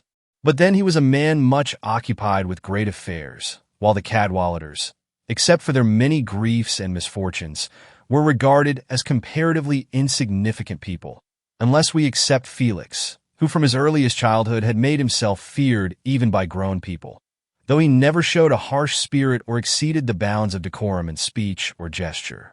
A year ago, news came to Montgomery of Amos Cadwallader's death, but no particulars concerning his family or burial place. And that is all I have been able to glean concerning the Cadwalladers. Mr. Gryce had again become thoughtful. Have you any reason to believe that Evelyn's death was not a natural one? No, sir. I interviewed the old mother of the young man who shot himself out of grief at Evelyn's approaching death. And if any doubt had existed concerning a matter which had driven her son to a violent end, she could not have concealed it from me. But there seemed to have been none. Evelyn Cadwallader was always of delicate health, and when a quick consumption carried her off, no one marveled. Her lover, who adored her, simply could not live without her, so he shot himself. There was no mystery about the tragic occurrence, except that it seemed to sever an old friendship that once was firm as a rock. I allude to that between the Poindexters and Cadwalladers. Yet in this tragedy which has just occurred in Street, we see them brought together again. Thomas Adams marries Eva Poindexter. But who is Thomas Adams? You have not mentioned him in this history, not unless he was the child who was held aloft over Evelyn's grave. Humph! That seems rather far-fetched. What did you learn about him in Montgomery? Is he known there? As well as any stranger can be who spends his time in courting a young girl. He came to Montgomery a few months ago from some foreign city, Paris, I think, and being gifted with every personal charm calculated to please a cultivated young woman, speedily won the affections of Eva Poindexter, and also the esteem of her father. But their favorable opinion is not shared by everyone in the town. There are those who have a good deal to say about his anxious and unsettled eye. Naturally, he could not marry all their daughters. But this history you have given me, it is meager, Sweetwater, and while it hints at something deeply tragic, does not supply the key we want. A girl who died some 30 years ago, a father who disappeared, a brother who, from being a Cadwallader, has become an Adams, an Eva whose name, as well as that of the long-buried Evelyn, was to be heard in constant repetition in the place where the murdered Felix lay, with those inscrutable lines in his own writing, clenched between his teeth. It is a snarl, a perfect snarl, of which we have as yet failed to pull the right thread. But we'll get hold of it yet. I'm not going to be baffled in my old age by difficulties I would have laughed at a dozen years ago. But this right thread? How shall we know it among the 50 I see entangled in this matter? First, find the whereabouts of this young couple. But didn't you tell me you had done so? That you know where they are? Yes. I learned from the postmaster in Montgomery that a letter addressed to Mrs. Thomas Adams had been sent from his post office to Belleville, Long Island. Ah, I know that place. And wishing to be assured that the letter was not a pretense, I sent a telegram to the postmaster at Belleville. Here is his answer. It is unequivocal. Mr. Poindexter of Montgomery, Pennsylvania, Mr. Thomas Adams, and Mrs. Adams of the same place have been at the Bedell house in this place 5 days. Very good. Then we have them. Be ready to start for Belleville by 1 o'clock sharp. And mind, Sweetwater, keep your wits alert and your tongue still. Remember that as yet we are feeling our way blindfold, and must continue to do so till some kind hand tears away the bandage from our eyes. Go! I have a letter to write, for which you may send in a boy at the end of 5 minutes. This letter was for Miss Butterworth, and created a half-hour later quite a stir in the fine old mansion in Gramercy Park. It ran thus: Have you sufficient interest in the outcome of a certain matter to take a short journey into the country? I leave town at 1 p.m. for Belleville, Long Island. If you choose to do the same, you will find me at the Bedell house in that town early in the afternoon. If you enjoy novels, take one with you, and let me see you reading it on the hotel piazza at 5 o'clock. I may be reading too. If so, and my choice is a book, all is well, and you may devour your story in peace. But if I lay aside my book and take up a paper, Devote but one eye to your story and turn the other on the people who are passing you. If after you have done so, you leave your book open, I shall understand that you fail to recognize these persons. But if you shut the volume, you may expect to see me also fold up my newspaper. For by so doing you will have signaled me that you have identified the young man and woman you saw leaving Mr. Adams's house on the fatal afternoon of your first entrance. E.g. Chapter 11. Misery. It is to be hoped that the well-dressed lady of uncertain age who was to be seen late that afternoon in a remote corner of the hotel piazza at Belleville had not chosen a tale requiring great concentration of mind, for her eyes, rather fine ones in their way, showing both keenness and good nature, seemed to find more to interest them in the scene before her than in the pages she so industriously turned over. The scene was one calculated to interest an idle mind, no doubt.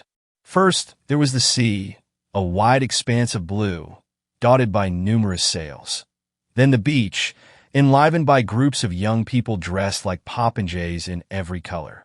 Then the village street, and lastly, a lawn over which there now and then strayed young couples with tennis rackets in their hands or golf sticks under their arms. Children, too. But children did not seem to interest this amiable spinster. There could be no doubt about her being a spinster. She scarcely glanced at them twice, while a young married pair, or even an old gentleman, if he were only tall and imperious-looking, invariably caused her eyes to wander from her book, which, by the way, she held too near for seeing, or such might have been the criticism of a wary observer. This criticism, if criticism it would be called, could not have been made of the spruce but rather feeble octogenarian at the other end of the piazza. He was evidently absorbed in the novel he held so conspicuously open, and which, from the smiles now and then disturbing the usual placidity of his benevolent features, we can take for granted was sufficiently amusing. Yet right in the midst of it, and certainly before he had finished his chapter, he closed his book and took out a newspaper, which he opened to its full width before sitting down to peruse its columns. At the same moment, the lady at the other end of the piazza could be seen looking over her spectacles at two gentlemen who just at that moment issued from the great door opening between her and the elderly person just alluded to. Did she know them, or was it only her curiosity that was aroused? From the way she banged together her book and rose, it looked as if she had detected old acquaintances in the distinguished-looking pair who were now advancing slowly toward her. But if so, she could not have been overjoyed to see them, for after the first hint of their approach in her direction, she turned, with an aspect of some embarrassment, and made her way out upon the lawn, where she stood with her back to these people, caressing a small dog in a way that betrayed her total lack of sympathy with these animals, which were evidently her terror when she was sufficiently herself to be swayed by her natural impulses. The two gentlemen, on the contrary, with an air of total indifference to her proximity, continued their walk until they reached the end of the piazza, and then turned and proceeded mechanically to retrace their steps. Their faces now being brought within view of the elderly person who was so absorbed in his newspaper, the latter shifted that sheet the merest trifle, possibly because the sun struck his eyes too directly, possibly because he wished to catch sight of two very remarkable men. If so, the opportunity was good, as they stopped within a few feet of his chair. One of them was elderly, as old as, if not older than, the man watching him. But he was of that famous Scotch stock whose members are tough and hale at 80. This toughness he showed not only in his figure, which was both upright and graceful, but in the glance of his calm, cold eye, which fell upon everybody and everything unmoved, while that of his young, but equally stalwart companion seemed to shrink with the most acute sensitiveness from every person he met, save the very mild old reader of news near whom they now paused for a half-dozen words of conversation. "I don't think it does me any good," was the young man's gloomy remark. "I am wretched when with her, and doubly wretched when I try to forget myself for a moment out of her sight. I think we had better go back. I had rather sit where she can see me than have her wonder. Oh, I will be careful.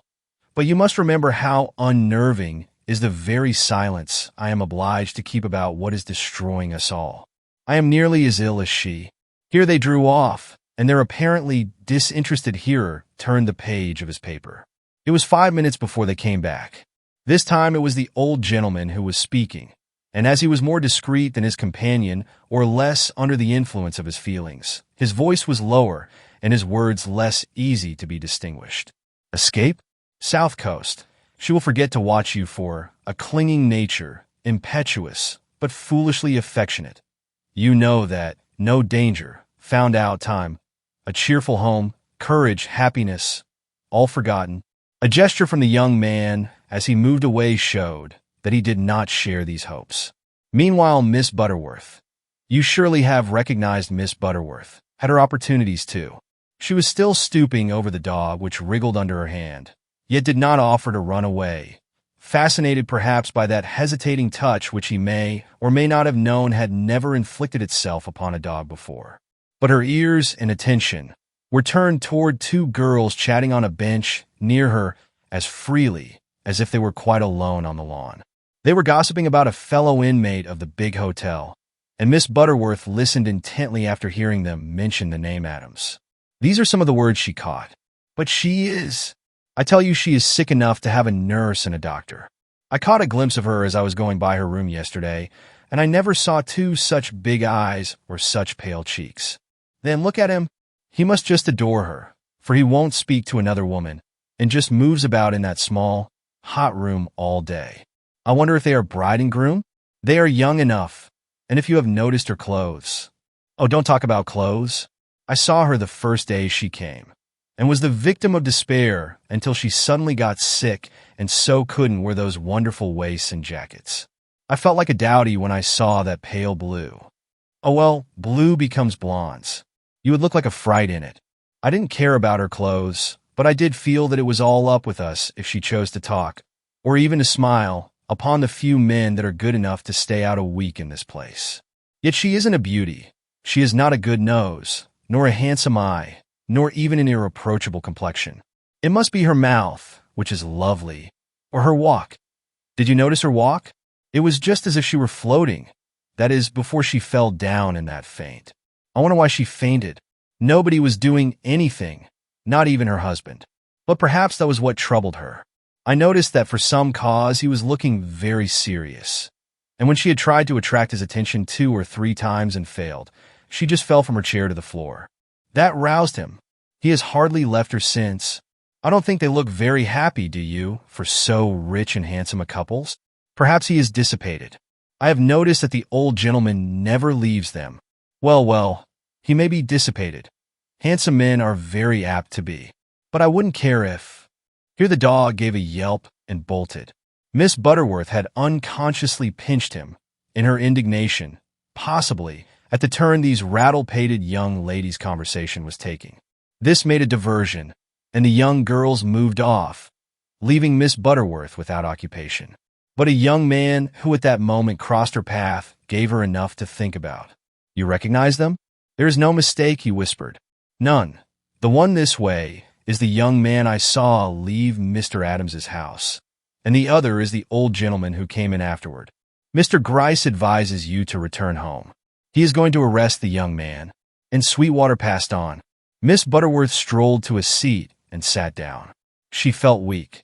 She seemed to see that young wife, sick, overwhelmed, struggling with her great fear, sink under this crushing blow, with no woman near her capable of affording the least sympathy. The father did not impress her as being the man to hold up her fainting head or ease her bruised heart.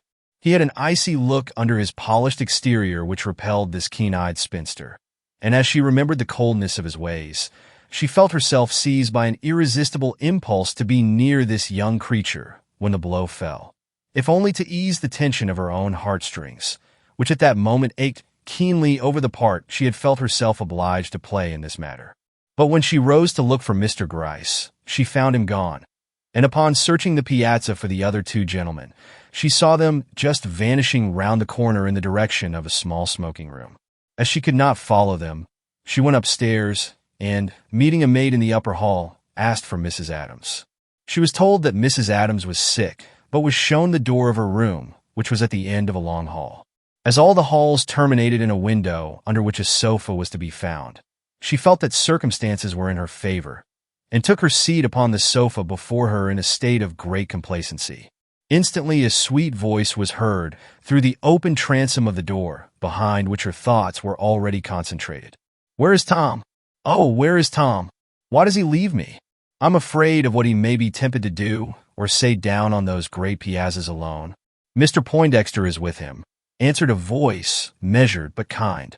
Mr. Adams was getting very tired, and your father persuaded him to go down and have a smoke. I must get up. Indeed, I must get up. Oh, the camphor. There was a bustle. This poor young wife had evidently fainted again. Miss Butterworth cast very miserable glances at the door. Meanwhile, in that small and retired smoking room, a terrible scene was in progress. The two gentlemen had lit their cigars and were sitting in certain forced attitudes that evinced their non-enjoyment of the weed each had taken out of complaisance to the other, when an old man, strangely serious, strangely at home, yet as strangely a guest of the house like themselves, came in and shut the door behind him. Gentlemen, he at once announced, I am Detective Gryce of the New York Police, and I am here. But I see that one of you at least knows why I am here. One? Both of them. This was evident in a moment. No denial, no subterfuge was possible. At the first word uttered in the strange, authoritative tone which old detectives acquire after years of such experiences, the young man sank down in sudden collapse, while his companion, without yielding so entirely to his emotions, showed that he was not insensible to the blow which, in one moment, had brought destruction to all their hopes. When Mr. Gryce saw himself so completely understood, he no longer hesitated over his duty. Directing his full attention to Mr. Adams, he said, this time with some feeling, for the misery of this young man had impressed him, you are wanted in New York by Coroner D., whose business it is to hold an inquest over the remains of Mr. Felix Adams, of whose astonishing death you are undoubtedly informed. As you and your wife were seen leaving that gentleman's house a few minutes before he expired, you are naturally regarded as valuable witnesses in determining whether his death was one of suicide or murder. It was an accusation, or so nearly one, that Mr. Gryce was not at all surprised to behold the dark flush of shame displace the livid terror, which, but an instant before had made the man before him look like one of those lost spirits we sometimes imagine as flitting across the open mouth of hell. But he said nothing, seemingly had no power to do so, and his father-in-law was about to make some effort to turn aside this blow when a voice in the hall outside was heard inquiring for Mr. Adams, saying that his wife had fainted again and required his help. The young husband started, cast a look full of despair at Mr. Poindexter, and thrusting his hand against the door as if to hold it shut, sank on his knees before Mr. Gryce, saying, She knows. She suspects. Her nature is so sensitive. This he managed to utter in gasps as the detective bent compassionately over him. Don't disturb her. She is an angel, a saint from heaven. Let me bear the blame. He was my brother. Let me go with you, but leave her in ignorance.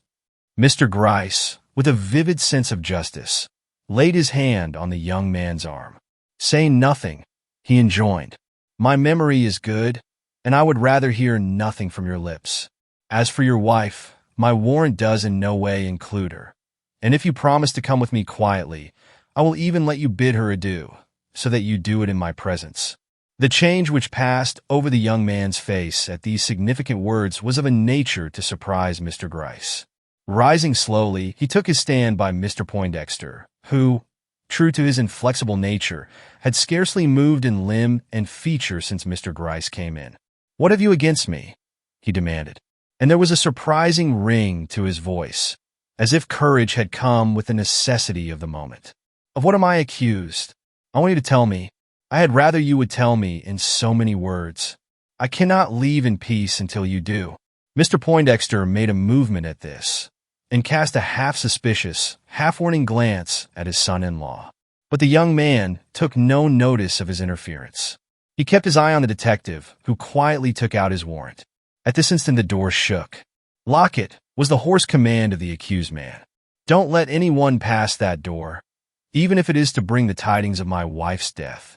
Mr. Gryce reached out his hand and turned the key in the lock. Young Adams opened the paper which he had taken from the detective's hand, and while his bloodshot eyes vainly sought to master the few lines there written, Mr. Poindexter attracted the attention of Mr. Gryce, and fixing him with his eye, formed his lips with 3 soundless words. For murder? Him. The detective's bow, and a very long-drawn sigh from his son-in-law answered him simultaneously. With a curious lift of his upper lip, which showed his teeth somewhat unpleasantly for a moment, he drew back a step and sank into his previous immobility. "I am indebted to you," declared the young man. "Now I know where I stand. I am quite ready to go with you and stand trial, if such be deemed necessary by the officials in New York. You," he cried, turning with almost an air of command to the old gentleman beside him, "will watch over Eva. Not like a father, sir, but like a mother. You will be at her side when she wakes, and if possible, leave her only when she sleeps. Do not let her suffer. Not too much. No newspapers, no gossiping women. Watch, watch, as I would watch, and when I come back, for I will come back, will I not?" He appealed to Mr. Gryce. "My prayers will bless you," and a sob stuck in his throat, and he turned for a minute aside. Then he took the detective's arm quite calmly and remarked, "I do not want to say goodbye to my wife. I cannot bear it. I had rather go straight from here, without another glance at her unconscious face. When I have told my story, for I shall tell it to the first man who asks me, I may find courage to write her. Meanwhile, get me away as quickly as you can. Time enough for the world to know my shame tomorrow." Mr. Gryce tapped on the window overlooking the piazza. A young man stepped in. "Here is a gentleman," he cried, "who finds himself forced to return in great haste to New York. See that he gets to the train in time, without fuss and without raising the least comment. I will follow with his portmanteau. Mr. Poindexter, you are now at liberty to attend your suffering daughter."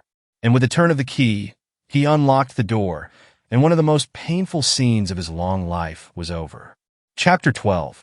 Thomas Explains. Mr. Gryce was not above employing a little finesse. He had expressed his intention of following Mr. Adams, and he did follow him, but so immediately that he not only took the same train, but sat in the same car. He wished to note at his leisure the bearing of this young man, who interested him in quite a different way from what he had anticipated, a way that vaguely touched his own conscience, and made him feel his years, as he had no right to feel them when he had just brought to an end an intricate and difficult pursuit. Seated at a distance, he watched with increasing interest the changes which passed over his prisoner's handsome countenance. He noted the calmness which now marked the features he had so lately seen writhing in deepest agony, and wondered from what source the strength came which enabled this young man to sit so stoically under the eyes of people from whose regard, an hour before, he had shrunk with such apparent suffering. Was it that courage comes with despair? Or was he too absorbed in his own misery to note the shadow it cast about him? His brooding brow and vacant, I spoke of a mind withdrawn from present surroundings. Into what depths of remorse? Who could say? Certainly not this old detective, seasoned though he was by lifelong contact with criminals, some of them of the same social standing and cultured aspect as this young man. At the station in Brooklyn, he rejoined his prisoner, who scarcely looked up as he approached. In another hour they were at police headquarters, and the serious questioning of Mr. Adams had begun. He did not attempt to shirk it. Indeed, he seemed anxious to talk.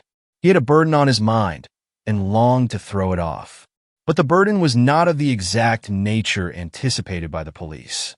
He did not acknowledge having killed his brother, but confessed to having been the incidental cause of that brother's death.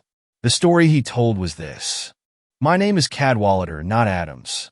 My father, a Scotchman by birth, was a naturalized citizen of Pennsylvania, having settled in a place called Montgomery when a young married man. He had 2 children then, one of whom died in early life. The other was my brother Felix, whose violent death under the name of Adams you have called me here to explain. I am the fruit of a later marriage, entered into by my father some years after leaving Montgomery. When I was born, he was living in Harrisburg, but as he left there shortly after I had reached my 3rd year, I have no remembrances connected with that city. Indeed, my recollections are all of very different scenes than this country affords. My mother having died while I was still an infant, I was sent very early in life to the old world from which my father had originally come. When I returned, which was not till this very year, I found my father dying, and my brother a grown man with money, a great deal of money, which I had been led to think he was ready to share with me.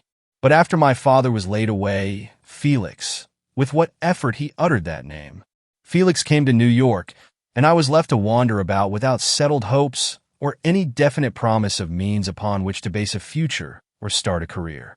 While wandering, I came upon the town where my father had lived in early youth, and, hunting up his old friends, I met in the house of one who had come over from Scotland with my father, a young lady. How his voice shook, and with what a poignant accent he uttered that beloved name, in whom I speedily became interested to the point of wishing to marry her.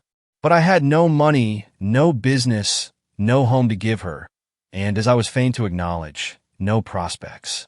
Still, I could not give up the hope of making her my wife. So I wrote to my brother, Felix Cadwallader, or, rather, Felix Adams, as he preferred to be called in later years for family reasons entirely disconnected with the matter of his sudden demise, and telling him I had become interested in a young girl of good family and some wealth, asked him to settle upon me a certain sum which would enable me to marry her with some feeling of self-respect. My only answer was a repetition of the vague promise he had thrown out before. But youth is hopeful, even to daring, and I decided to make her mine without further parley, in the hope that her beauty and endearing qualities would win from him, at first view, the definite concession he had so persistently denied me. This I did, and the fault with which I have most to reproach myself is that I entered into this alliance without taking her or her father into my confidence. They thought me well off, possibly rich, and while Mr. Poindexter is a man of means, I am sure, if he had known I had nothing but the clothes I wore and the merest trifle in the way of pocket money, he would have cried halt to the marriage, for he is a very ambitious man and considers his daughter well worth a millionaire's devotion, as she is. Felix, you must pardon me if I show no affection for my brother. He was a very strange man, was notified of my marriage, but did not choose to witness it, neither did he choose to prohibit it. So it was conducted quietly, with strangers for witnesses, in a hotel parlor. Then, with vague hopes, as well as certain vague fears, I prepared to take my young bride into the presence of my brother, who, hardened as he was by years of bachelorhood, could not be so entirely impervious to feminine charms as not to recognize my wife as a woman deserving of every consideration. But I had counted without my host.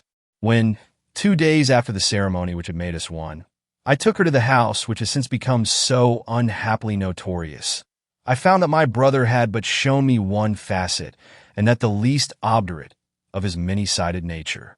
Brilliant as steel, he was as hard, and not only professed himself unmoved by my wife's many charms, but also as totally out of sympathy with such follies as love and marriage, which were, he said, the fruit of unoccupied minds and a pastime wholly unworthy of men boasting of such talents and attainments as ourselves. Then he turned his back upon us, and I, moved by an anger little short of frenzy, began an abuse for which he was so little prepared that he crouched like a man under blows, and losing minute by minute his self-control, finally caught up a dagger lying close at hand, and crying, "You want my money? Well then, take it," stabbed himself to the heart with one desperate blow. I fear I shall not be believed, but that is the story of this crime, gentlemen. Chapter 13. Despair. Was it? Tragedies as unpremeditated as this had doubtless occurred, and inconsistencies in character shown themselves in similar impetuosities, from the beginning of time up till now. Yet there was not a man present, with or without the memory of Bardot's pantomime, which, as you will recall, did not tally at all with this account of Mr. Adams's violent end, who did not show in a greater or less degree his distrust and evident disbelief in this tale, poured out with such volubility before them. The young man, gifted as he was with the keenest susceptibilities, perceived this, and his head drooped. "I shall add nothing to, and take nothing from what I have said," was his dogged remark. "Make of it what you will." The inspector who was conducting the inquiry glanced dubiously at Mr. Gryce as these words left Thomas Adams's lips, whereupon the detective said, "We are sorry you have taken such a resolution. There are many things yet left to be explained, Mr. Adams. For instance, why, if your brother slew himself in this unforeseen manner, you left the house so precipitately, without giving an alarm or even proclaiming your relationship to him. You need not answer, you know," the inspector's voice broke in. "No man is called upon to incriminate himself in this free and independent country. A smile, the saddest ever seen, wandered for a minute over the prisoner's pallid lips. Then he lifted his head and replied with a certain air of desperation. Incrimination is not what I fear now. From the way you all look at me, I perceive that I am lost, for I have no means of proving my story. This acknowledgment, which might pass for the despairing cry of an innocent man, made his interrogator stare. You forget, suggested that gentleman, that you had your wife with you.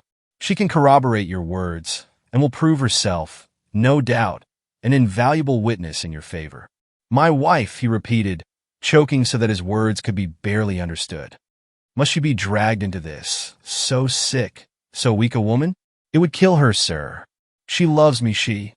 Was she with you in Mr. Adams's study? Did she see him lift the dagger against his own breast? No. And with this denial, the young man seemed to take new courage. She had fainted several moments previously, while the altercation between my brother and myself was at its height. She did not see the final act, and, gentlemen, I might as well speak the truth. I have nothing to gain by silence. She finds it as difficult as you do to believe that Mr. Adams struck himself. I have tried with all my arts to impress the truth upon her, but oh, what can I hope from the world when the wife of my bosom, an angel, too, who loves me, oh, sirs, she can never be a witness for me. She is too conscientious, too true to her own convictions. I should lose, she would die. Mr. Gryce tried to stop him. He would not be stopped. Spare me, sirs. Spare my wife. Write me down guilty. Anything you please, rather than force that young creature to speak. Here the inspector cut short these appeals which were rending every heart present. Have you read the newspapers for the last few days? He asked. Yes, sir. How could I help it? Blood is blood. The man was my brother. I had left him dying. I was naturally anxious, naturally saw my own danger, and I read them, of course. Then you know he was found with a large cross on his breast, a cross which was once on the wall. How came it to be torn down? Who put it on his bosom? I, sir. I am not a Catholic, but Felix was, and seeing him dying without absolution, without extreme unction, I thought of the Holy Cross, and tore down the only one I saw, and placed it in his arms. A pious act. Did he recognize it? I cannot say. I had my fainting wife to look after. She occupied all my thoughts. I see. And you carried her out, and were so absorbed in caring for her, you did not observe Mr. Adams's valet. He's innocent, sir. Whatever people may think, he had nothing to do with this crime. You did not observe him, I say, standing in the doorway and watching you? Now the inspector knew that Bardo had not been standing there, but at the loophole above. But the opportunity for entrapping the witness was too good to lose. Mr. Adams was caught in the trap, or so one might judge from the beads of perspiration which at that moment showed themselves on his pale forehead. But he struggled to maintain the stand he had taken, crying hotly, "But that man is crazy, and deaf and dumb besides. Or so the papers give out. Surely his testimony is valueless. You would not confront me with him. We confront you with no one. We only asked you a question. You did not observe the valet, then? No, sir.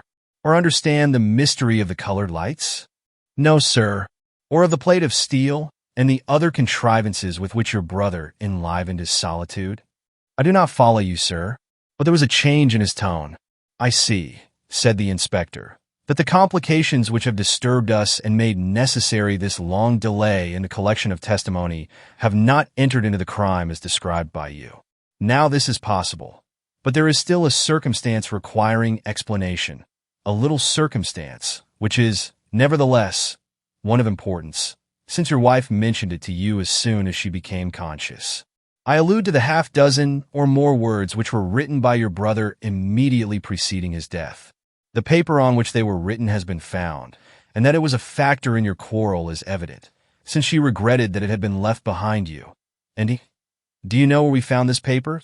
The eyes which young Adams raised at this interrogatory had no intelligence in them. The sight of this morsel of paper seemed to have deprived him in an instant of all the faculties with which he had been carrying on this unequal struggle.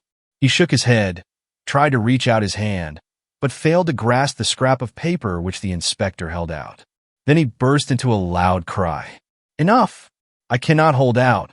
with no other support than a wicked lie. I killed my brother for reasons good as any man ever had for killing another. But I shall not impart them. I would rather be tried for murder and hanged. It was a complete breakdown, pitiful from its contrast with the man's Herculean physique and fine, if contracted, features. If the end, it was a sad end, and Mr. Gryce, whose forehead had taken on a deep line between the eyebrows, slowly rose and took his stand by the young man, who looked ready to fall. The inspector, on the contrary, did not move. He had begun a tattoo with his fingers on the table and seemed bound to beat it out, when another sudden cry broke from the young man's lips. "What is that?" he demanded, with his eyes fixed on the door and his whole frame shaking violently. "Nothing," began the inspector, when the door suddenly opened and the figure of a woman white as a wraith and wonderful with a sort of holy passion darted from the grasp of a man who sought to detain her, and stood before them, palpitating with a protest which for a moment she seemed powerless to utter.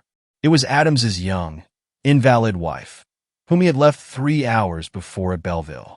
She was so frail of form, so exquisite of feature, that she would have seemed some unearthly visitant but for the human anguish which pervaded her look and soon found vent in this touching cry. "What is he saying? Oh, I know what he is saying. He is saying that he killed his brother, that he held the dagger which rid the world of a monster of whose wickedness none knew. But you must not heed him. Indeed, you must not heed him. He is innocent. I, his wife, have come 20 miles from a bed of weakness and suffering to tell you so. But here a hand was laid gently, but firmly on her mouth. She looked up, met her husband's eyes filled with almost frantic appeal, and giving him a look in return that sank into the heart of every man who beheld it, laid her own hand on his and drew it softly away. "It is too late, Tom. I must speak. My father, my own weakness, or your own peremptory commands could not keep me at Belleville when I knew you had been brought here. And shall I stop now, in the presence of these men who have heard your words and may believe them? No, that would be a cowardice unworthy of our love and the true lives we hope to lead together. Sirs," and each man there held his breath to catch the words which came in faint and fainter intonation from her lips, "I know my husband to be innocent, because the hand that held the dagger was mine. I killed Felix Cadwallader. The horror of such a moment is never fully realized till afterward.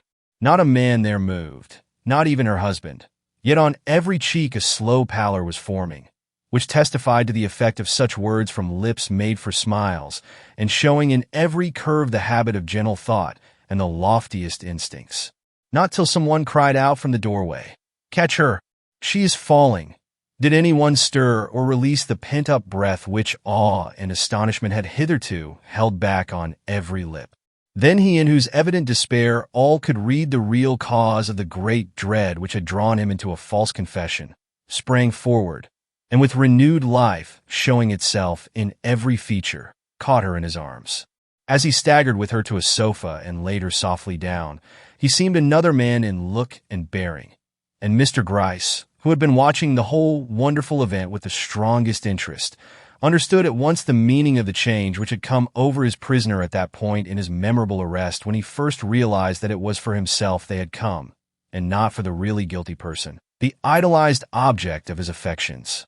Meanwhile, he was facing them all, with one hand laid tenderly on that unconscious head.